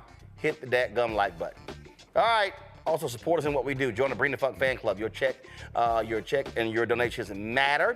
You can send a check and money order, P.O. Box 57196, Washington, D.C. 20037-0196. Cash App, $RM Unfiltered, PayPal, R Martin Unfiltered. Venmo's RM Unfiltered, Zelle. Roland at RolandSMartin.com, Roland at RolandMartinUnfiltered.com. Back in a moment. I was just in my backyard. I was manifesting about life. I said, I would love to come back because it was a great time, and these kids need that right now. They need that male role model in the schools, I think. Even on TV. Because people are scared to go into the high schools. The high school, you know what I mean? I would love to bring it back, and I think we can bring it back. What do you think? I think we'll ask the people. We'll ask your people. We'll do a poll. Y'all want to hang a Mr. Cooper? Yeah, I say, let's go. We all look good. Holly looked good.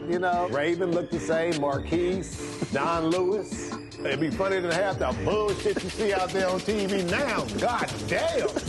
What the fuck? What happened to TV? Damn. It's some... I'm like, oh my God.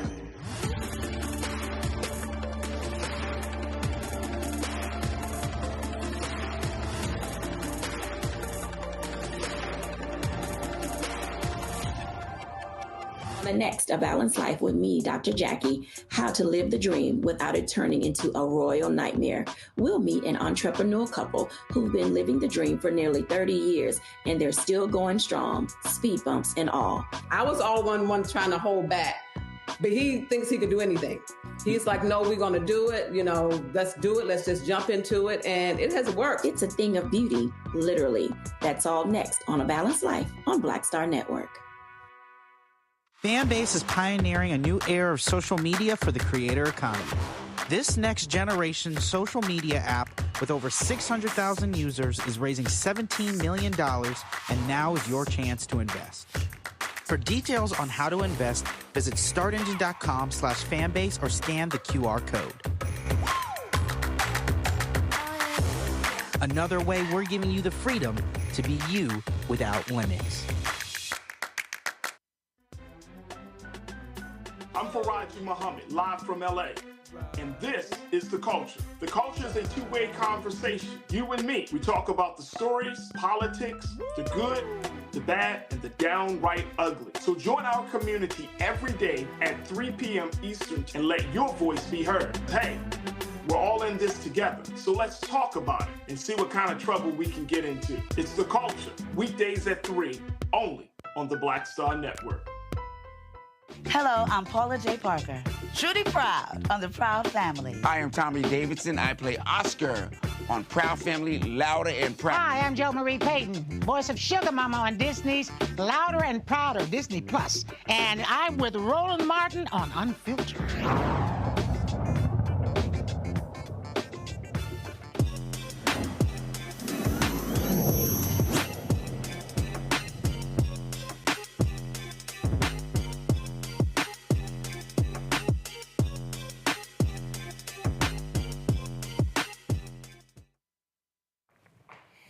All right, folks, welcome back to Roland Martin Unfiltered. So, one of the things that we try to talk about on this show is for us to have a better understanding of business and decisions that we actually make. And what we often talk about is that what's happening now in this social media space, Black people, we literally are making a lot of non-Black people rich. I mean, we over-index on all of the apps. When YouTube dropped, Twitter dropped, Facebook dropped, Clubhouse dropped, Vine dropped, Instagram dropped, go on and on and on. And we make these apps sexy. We make them rich. Just like it's a lot of companies, y'all. It's a lot of companies we've made highly successful because we buy their products. You know that? But then what happens is folk then turn around and then get mad when we don't get paid. How many times have y'all heard me say, it's enough with us being the show in the business and not the business in the business? Happens all the time. We all remember when Prince stood up at the Soul Train Awards and told everybody to keep standing, trying to explain to them about masters. Guess what? Sam Cooke understood that. James Brown understood that. We could go on and on and on. Some artists did that. But see, a lot of us, we want that instant gratification. It's a lot of music artists sign awful ass deals. Awful deals. Because they want to do that. If you read Luther Campbell's book, he talks about in his book how after he would do shows, he would be back there in the show counting out $20,000, $30,000, $40,000. And the other artists would come up to him and they say, Luke, what you doing? He said, man, that's called back of the room sales. See, a bunch of artists signed licensing deals where they handed them $2,500, $5,000, and this other company owned their merchandising rights. They took the $5,000, where Luke was in the back room selling his own shirts, his own hats, his own merchandise, and he was making that money every single time.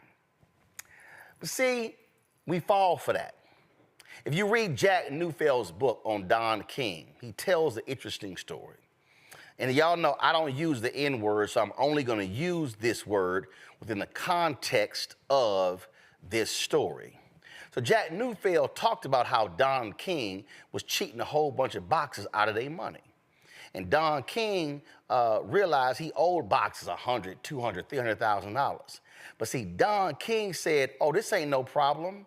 All I got to do is give them a roll of money with a rubber band on it. He said they're going to put that in their pocket, and they're going to get in their car, and they're going to drive to the neighborhood, and they're going to go to the restaurant and go to the bar, and they're going to sit here and pull that wad out. And everybody's going to be like, oh, man, you the man, you getting paid. Don King called that nigga rich. That was the phrase Neufeld used in his book.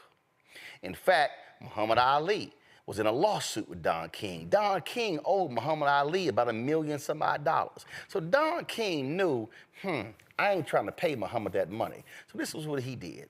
He went to a Muslim friend of Muhammad Ali's, gave him a briefcase, and the briefcase was filled with $50,000. He goes to the hospital. While Muhammad is in the hospital, the Muslim friend says, say, brother, this is not good. Two brothers fighting each other. And so Don wants to give this to you. And he opens the briefcase up, and he sees $50,000. Muhammad Ali goes ahead and accepts the $50,000. Now, mind you, he was owed $1 million from Don King, but he flashed him the money. That's what they do to black folks in every single area when we talk about sports and entertainment. They flash us the money as opposed to the equity.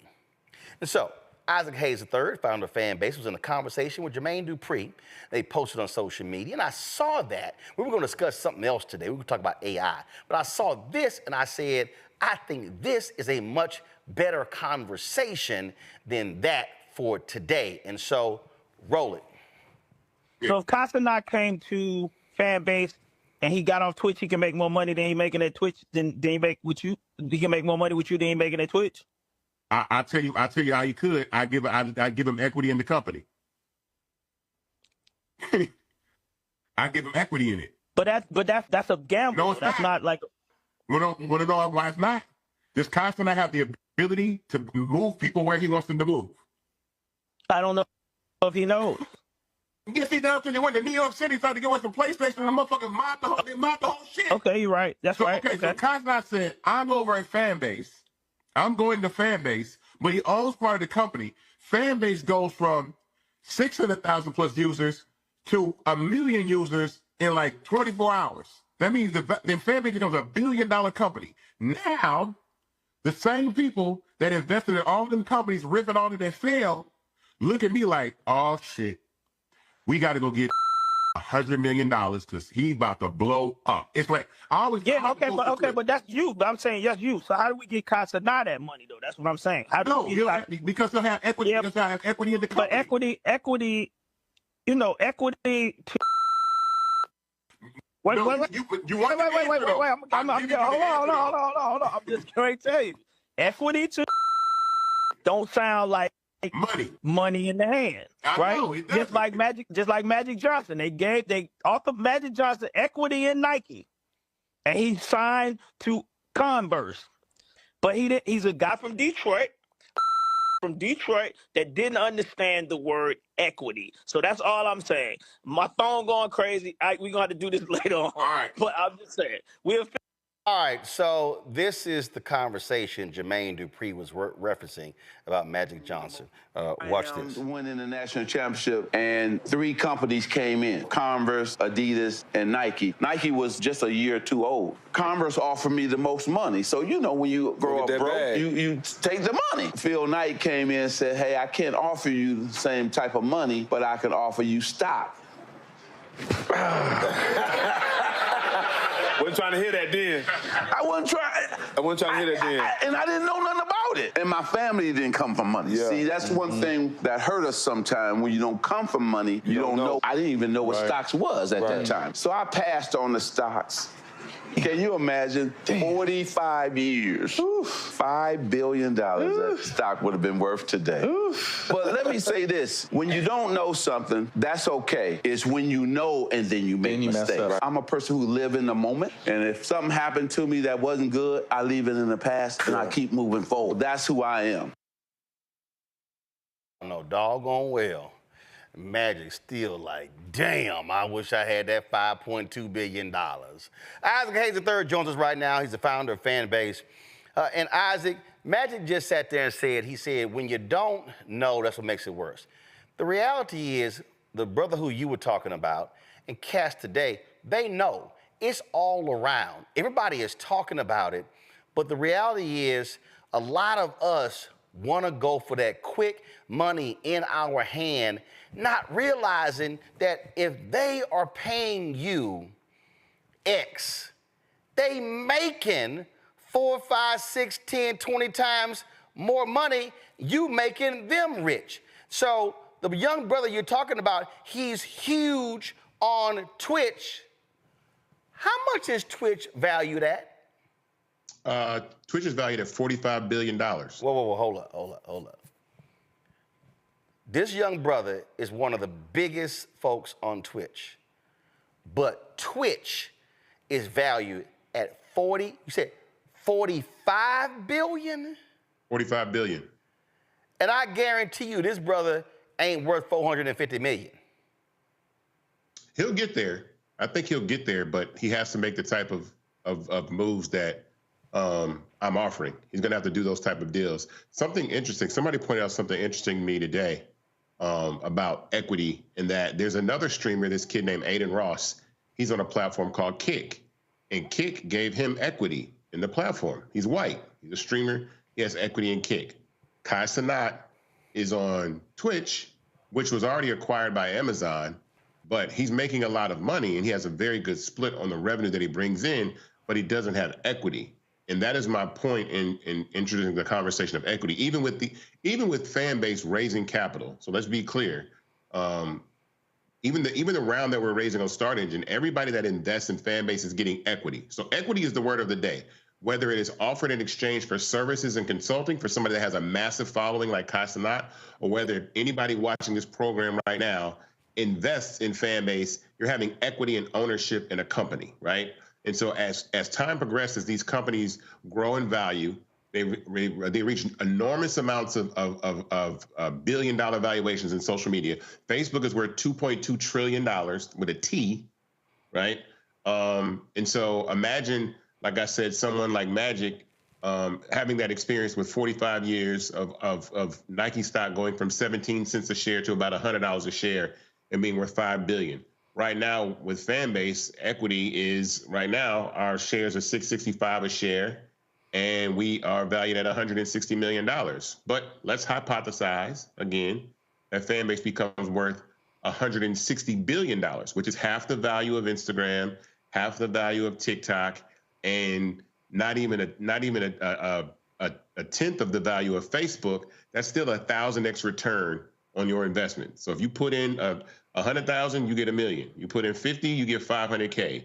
You know what I'm saying? That's what would happen at an exit. So either we sell the company or whatever. So the importance of me bringing up the word equity for someone like Casanat, he has an enormous amount of value that he can bring to any social media platform just by simply using the platform, right? And so him having equity will increase the value of the company that he's already a part of, and then he can still make money in other ways on Fanbase because the app is monetized. And so that conversation that Jermaine and I had, Jermaine is correct. And that a lot of people, and a lot of rappers, young people, they don't understand. They're so cash heavy that they don't understand that, you know, your money in music can run out. You can fall on hard times or whatever, but your portfolio of what you invest in, people like 50 Cent that made wise investments with Smartwater, right? Or someone like Nas that invested in Ring when it sold for like 1.2 billion to Amazon. He exited out of that company. Jay-Z has had exits from these companies. Snoop You've had, that was I forgot the company. Kobe Bryant did the exact same thing. When I think McDonald's and others were trying to sign LeBron James to a marketing deal, they said, wait a minute, hold up. So then he invested, I think it was a pizza chain, and again, equity stake in that. You talk about Diddy. Diddy had a marketing deal with Ciroc, not an equity deal. And so he had a marketing deal. And so Diddy took this brand, with Ciroc, and blew it up. And, he got paid well, but they got paid a hell of a lot more money. And what ended up happening? He sues them. They end the deal. Well, if he had an equity deal, they would have had to give him a much bigger payout. And this is why the ownership thing is so big. George Clooney, Ryan Reynolds, they had equity deals in tequila companies sold for a crazy amount of money. Reese Witherspoon owned her own production company, sold that production company for almost $1 billion. And again, a lot of us, we are getting excited about, I got a first look deal. I got a production deal. When no, it's about owning the content, owning it, having the equity stake, and hell, that thing is making money without you. Michael Jordan was able to buy the Charlotte Hornets because of and here's what's crazy. His mama is the reason he got that 5%. That 5%, Michael Jordan don't have 51%. And see, this is the other part of equity I think that's important. It's a lot of black folks who do think about equity, but no, I gotta have 51%. I gotta have 51%. Michael Jordan signed a deal, and his mama insisted he gets 5%.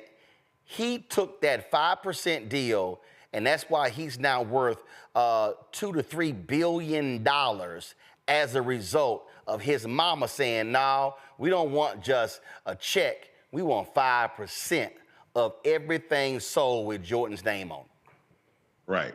And cashed out immensely. And again, you named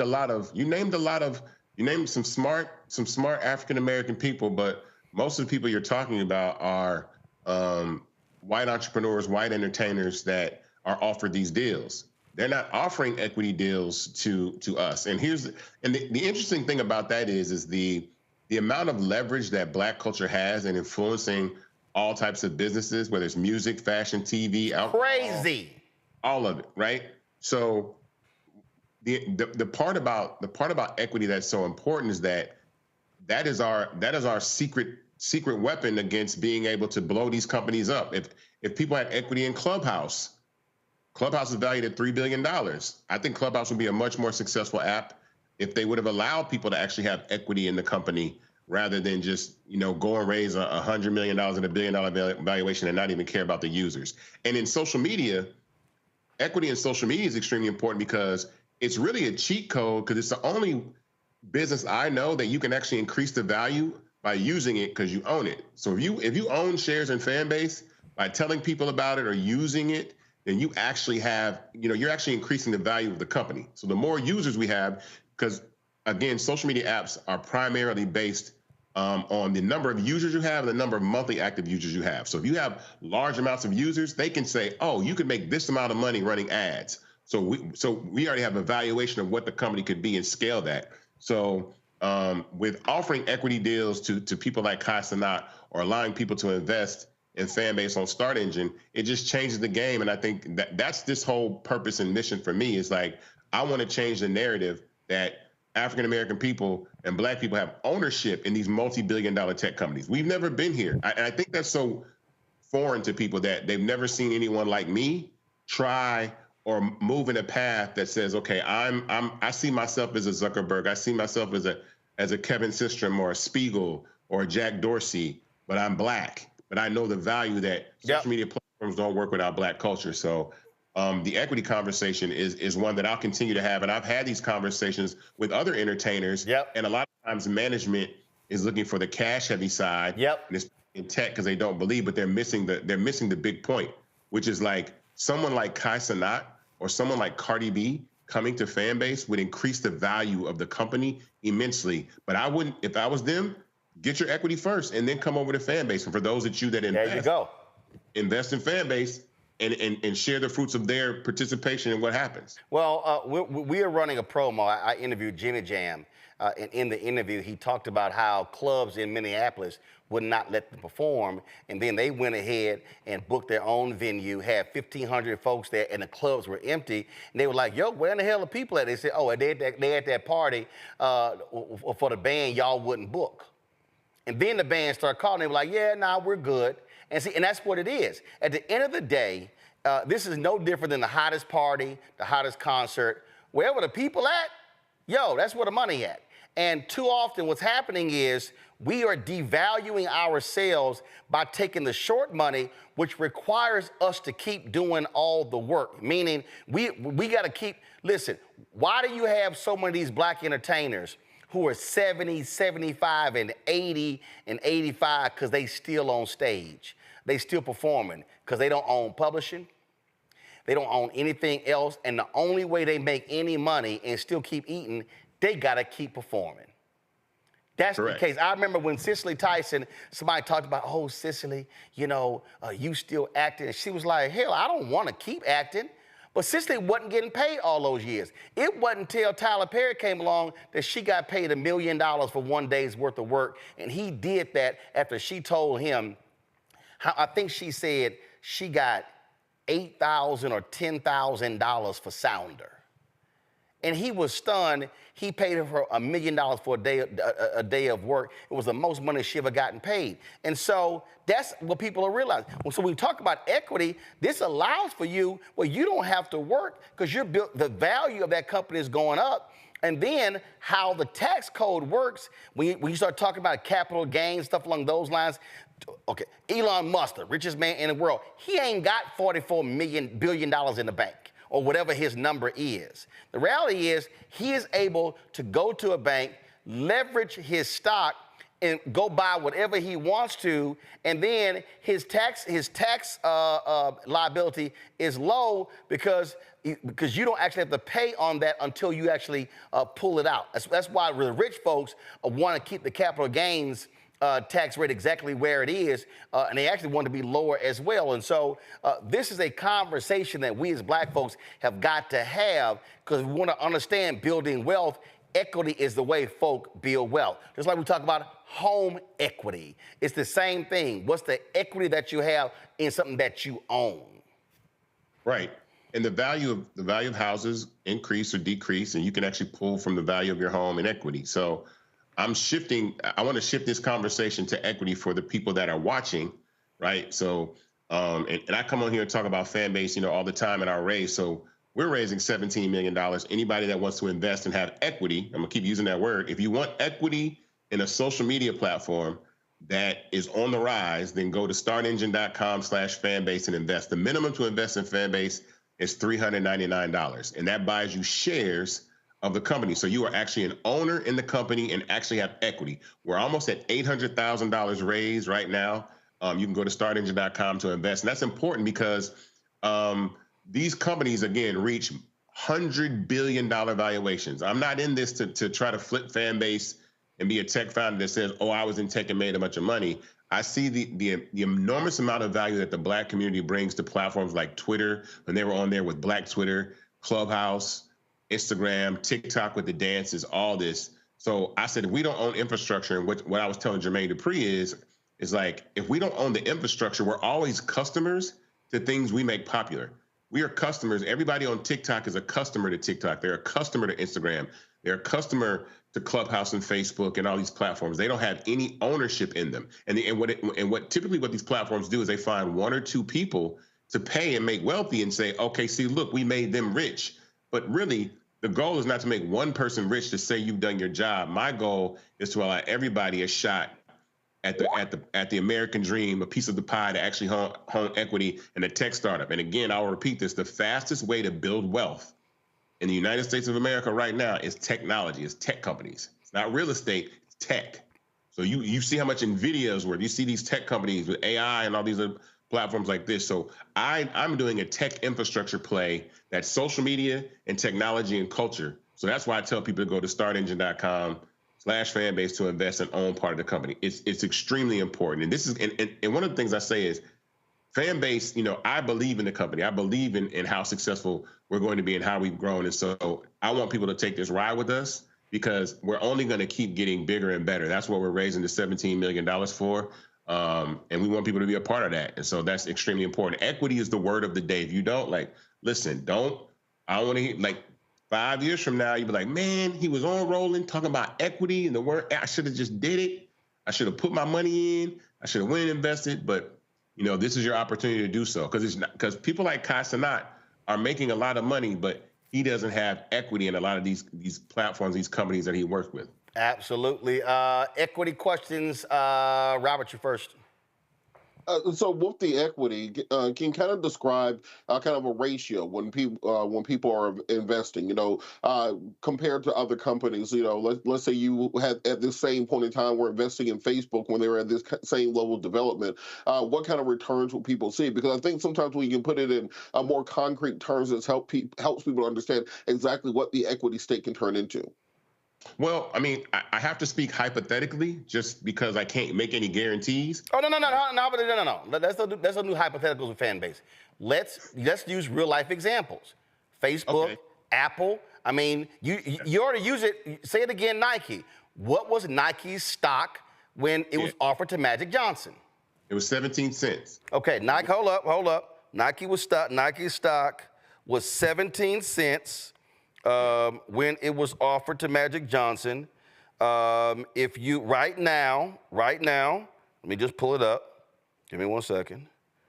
I'm gonna pull it up. I think it's about 100. No, it's actually a little underneath that, but you pull it up right now. So Nike's stock right now is at go ahead and put $94 a share. You see how it's going up and down, but the bottom line is 17 cents to $94 a share is huge.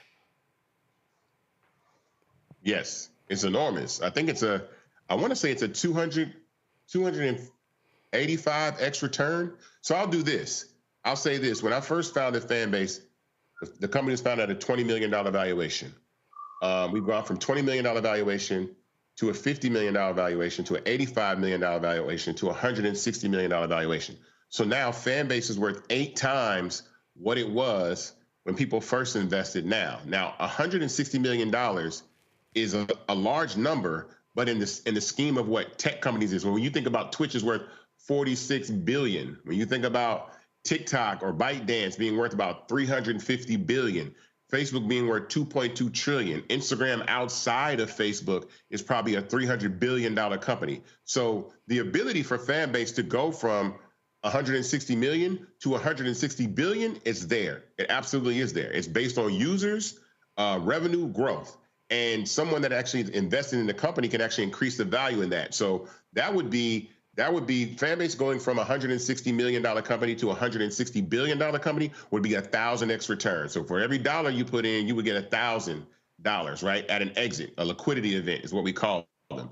And so those are the type of gains that you can have. And that's my vision. I'm in this to build this company into a multi-billion-dollar company that turns multiple people into 100,000aires and millionaires, and some people potentially into billionaires by using this model, because we weren't even able to do this. The average person was not able to do this before 2015. So that's why I tell everybody, take advantage of the Jobs Act and being able to invest in startups like this, not after they go public. So not after Nike goes public. Yeah. Don't invest in Fanbase after we're public. Invest in Fanbase today when we're a privately held company, that when we do get acquired or we do go public or we do a merger, that's when you see the biggest return on your investment. And that was one of the best things under President Barack Obama. Rebecca, equity question. Sure. So I'm thinking back to Kai Cenat. So Kai Cenat can literally stay on Twitch, but come over to Fanbase, use the same content, and then make money. But I'm also thinking of another example of DJ Academics on Rumble. He is making Rumble extremely popular. As far as I know, his deal doesn't include equity. So can you talk through what it looks like if someone from the culture comes into Fanbase and they're able to increase the valuation of Fanbase because of their popularity and their audience, who would then go to Fanbase to follow them? And before Isaac does that, here's what Rumble did. Rumble is a right-wing YouTube.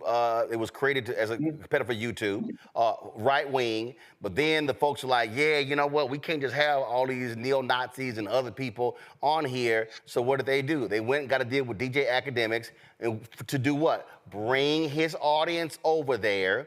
And so his audience follows him, and so they're seeing him on there. He's driving massive signups as well. So what he's doing is he's actually making Rumble more popular. And you're right, they're giving him a nice check, but they're making the bigger money because they actually own the company. He's making them more popular and more valuable. Isaac? Yeah, so that's the capitalization table, the cap table. Those are words you're gonna hear all the time. Who's on the cap table? Academics is not on the cap table of Rumble. Kai Cenat is not on the cap table of Twitch. Aiden Ross is on the cap table of Kick. There's a difference. Again, I'm just saying that Jake Paul, Logan Paul, they're on the cap tables of a lot of these companies that they're involved with. They give these people equity in these companies. They give our young black creators cash, money, which is cool, and they're gonna be handsomely paid. But the value that Kai Cenat brings, right, to anywhere that he decides to move, and I even said this on another post, I wouldn't even want him to leave Twitch. He doesn't have to leave Twitch entirely. Make your money on Twitch. My point is that you can move your audience wherever you want them to move. You'll still have your audience on Twitch, but you can actually move an audience to somewhere, to a platform that you actually have equity in and increase the value of it. And again, I told him I'm not talking like a small amount of equity at all. Like someone like Kai Cenat, I respect his ability to bring people where he wants them to go. People like Kai, people like Cardi. I'm talking about definitely equity that can make them billionaires if the trajectory of Fanbase goes. But Isaac, but also Isaac, to add to that, that's also put in the deal. It's benchmarks. Hey, if you listen, that's the deal that Howard Stern has with Sirius XM Radio. There's a reason Howard Stern said later to terrestrial radio, people like, oh my God, you get a bigger audience.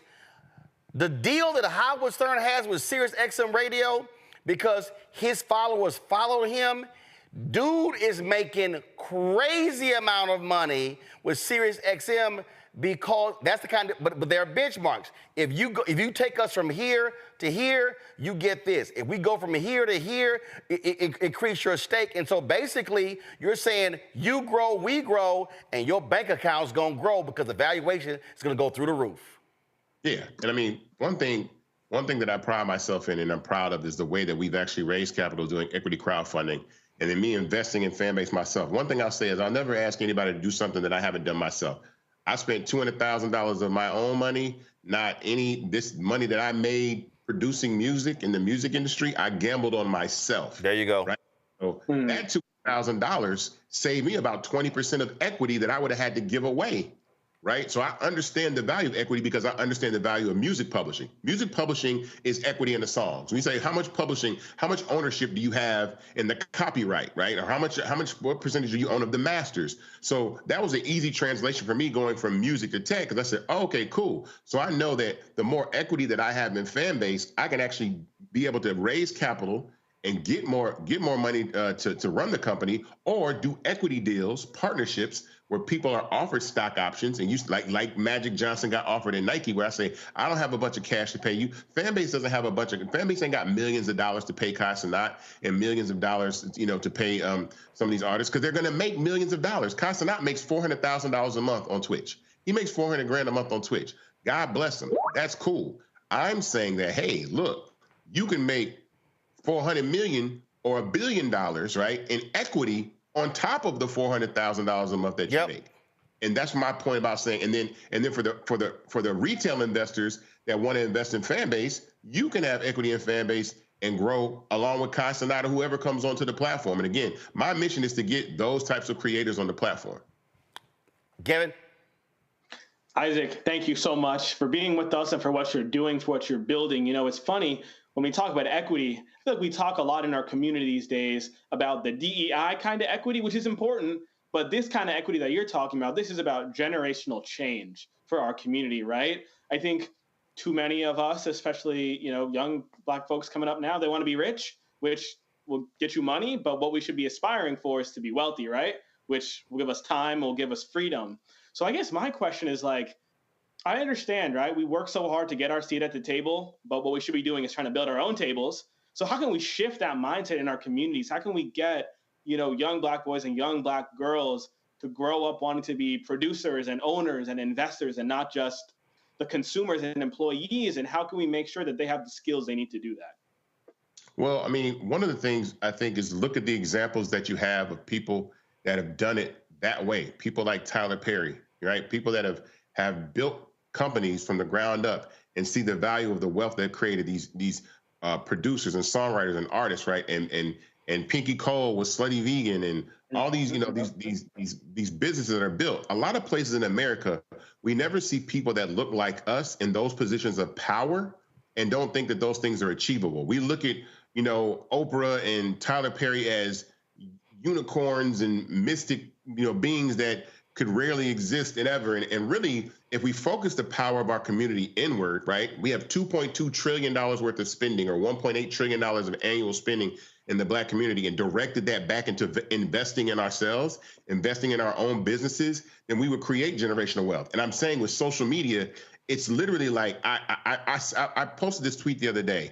You will not find the CEO of TikTok, Instagram, Clubhouse, or Twitter say that those platforms don't work without young people in Black culture. You'll never hear them say that. I dare anyone to say that we don't need Black kids on our platform to be successful. They'll never say that. So if you know that and they know that, then who has the power? The community, Black community does, right? Black culture does. Now, the question is, are we using that power? How are we leveraging that power? And I'm saying with Fanbase, by investing in the company and then coming over to the platform and using it, and that's not for Kai Cenat. This is for every single rapper, every single athlete, every single actor, actress, businessman, content creator. If all of you all went and invested in Fanbase and then came over there, now you own and you're able to monetize. The platform was built to monetize through subscription, which no other platform did the way that we do it before Fanbase. So now you can make money on the front end and then have equity on the back end. So this isn't a call just for Kai Cenat. This is a call for every single Black person that is watching this broadcast or will see this broadcast or see this video. Get your piece of a company that you can actually speak proud of, be a part of, use, help bring value to. That's what we have to do. We have to create examples. Fanbase has to be the example. Like Bob Johnson made the most amount of Black millionaires ever when he sold BET. I keep saying I want to obliterate that record. I want to make so many millionaires. Fanbase has over 14,000 investors now, about 15,000 investors now. My dream, my legacy, I want to be standing in a room with 15, 20,000 people one day, and Fanbase is acquired or Fanbase goes public, and everybody behind me is a millionaire, multimillionaire, billionaire. That is my vision. That is my goal for Fanbase. That's why I'm doing this. I'm doing this to create generational. It'll be the largest distribution of wealth in the Black community in the history of the country. If and when Fanbase exits at an IPO or an acquisition, it will be the largest distribution of wealth to Black people in the history of the United States of America. Bob Johnson was the last one. I'm going to do the next one, and it's going to be bigger because all of us are going to own part of a company and leverage our culture to blow it up. And then we do it all over again. Okay, we did it once with Fanbase. Let's go do it with a movie studio. Let's go do it with all the things that we can do. Let's go do it with an automobile company. Let's go do it with an airline. We can do this. We can leverage our culture to create generational wealth. And that's what we have to do. We can't keep leveraging our culture and giving it away to these other platforms and then getting little one-off paychecks to be ambassadors and brand ambassadors and spokespeople and all that kind of stuff. Meanwhile, the people that own these companies are putting their great-great-great-grandchildren in positions of wealth that aren't even born yet. That's my idea of this. Hey, folks, equity. And when we talk about, this is the last point here, when we talk about ownership, the greatest mistake that I believe that we make as Black folks is that we believe we have to own the whole company. Ownership means I have an equity stake in that company. Jeff Bezos got billions. He does not own 51% or 100% or 40% of Amazon. His money's in stock. Hell, he got divorced and gave his ex-wife, Mackenzie Scott, she got billions in the divorce, and she's giving out billions of dollars to nonprofits, and the Amazon stock keep going up. So hell, the money she gave, she's already made back because the money is multiplied. Folks, we got to understand this is what it means. And when there are some people, they've got, you see these stories. I would just read John Rogers, Aerial Capital Management. They have 1.8% of Paramount stock. This company has 2% of Disney stock. That's what this is all about. And so the purpose of the conversation is to completely redirect our minds when we talk about Black ownership, and that's the whole deal here. If y'all want more information on the Fanbase raise, go to startengine.com/Fanbase. And so next week we'll chat with Isaac about artificial intelligence on our Tech Talk segment. Isaac, we certainly appreciate it. Thanks a lot. Let me also appreciate it, bro. Let me thank Gavin. Let me thank Rebecca. Let me thank Robert as well for being on today's show. Thanks a bunch. Y'all have an absolutely fabulous one. Folks, your support is critical to what we do, the stories that we cover, the conversations that we have. Ain't no other Black daily digital show having the conversation that we just had and walking y'all through Black ownership and the power of equity. So that's why we do what we do. Your support is critical. So to join our Bring the Funk fan club, you can join in various ways. We don't charge for subscriptions on this show because we want the information to be widely available. And so you can send your check and money order to P.O. Box 57196, Washington, D.C. 20037-0196. Cash App is $RM Unfiltered. PayPal are Martin Unfiltered. Venmo is RM Unfiltered. Zelle, Roland@RolandSMartin.com. Roland at RolandMartinUnfiltered.com. And be sure to download the Black Star Network app.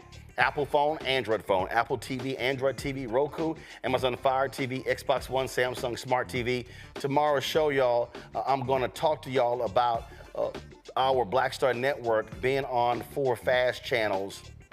Of course, we're on those fast channels, Plex TV, Amazon Freevee, Amazon News, Amazon Prime Video. I'm going to talk to y'all tomorrow about the future of us on those platforms, and so you don't want to miss that conversation. That's it, y'all. I'll see y'all tomorrow right here on Roland Martin Unfiltered on the Black Star Network. Holla!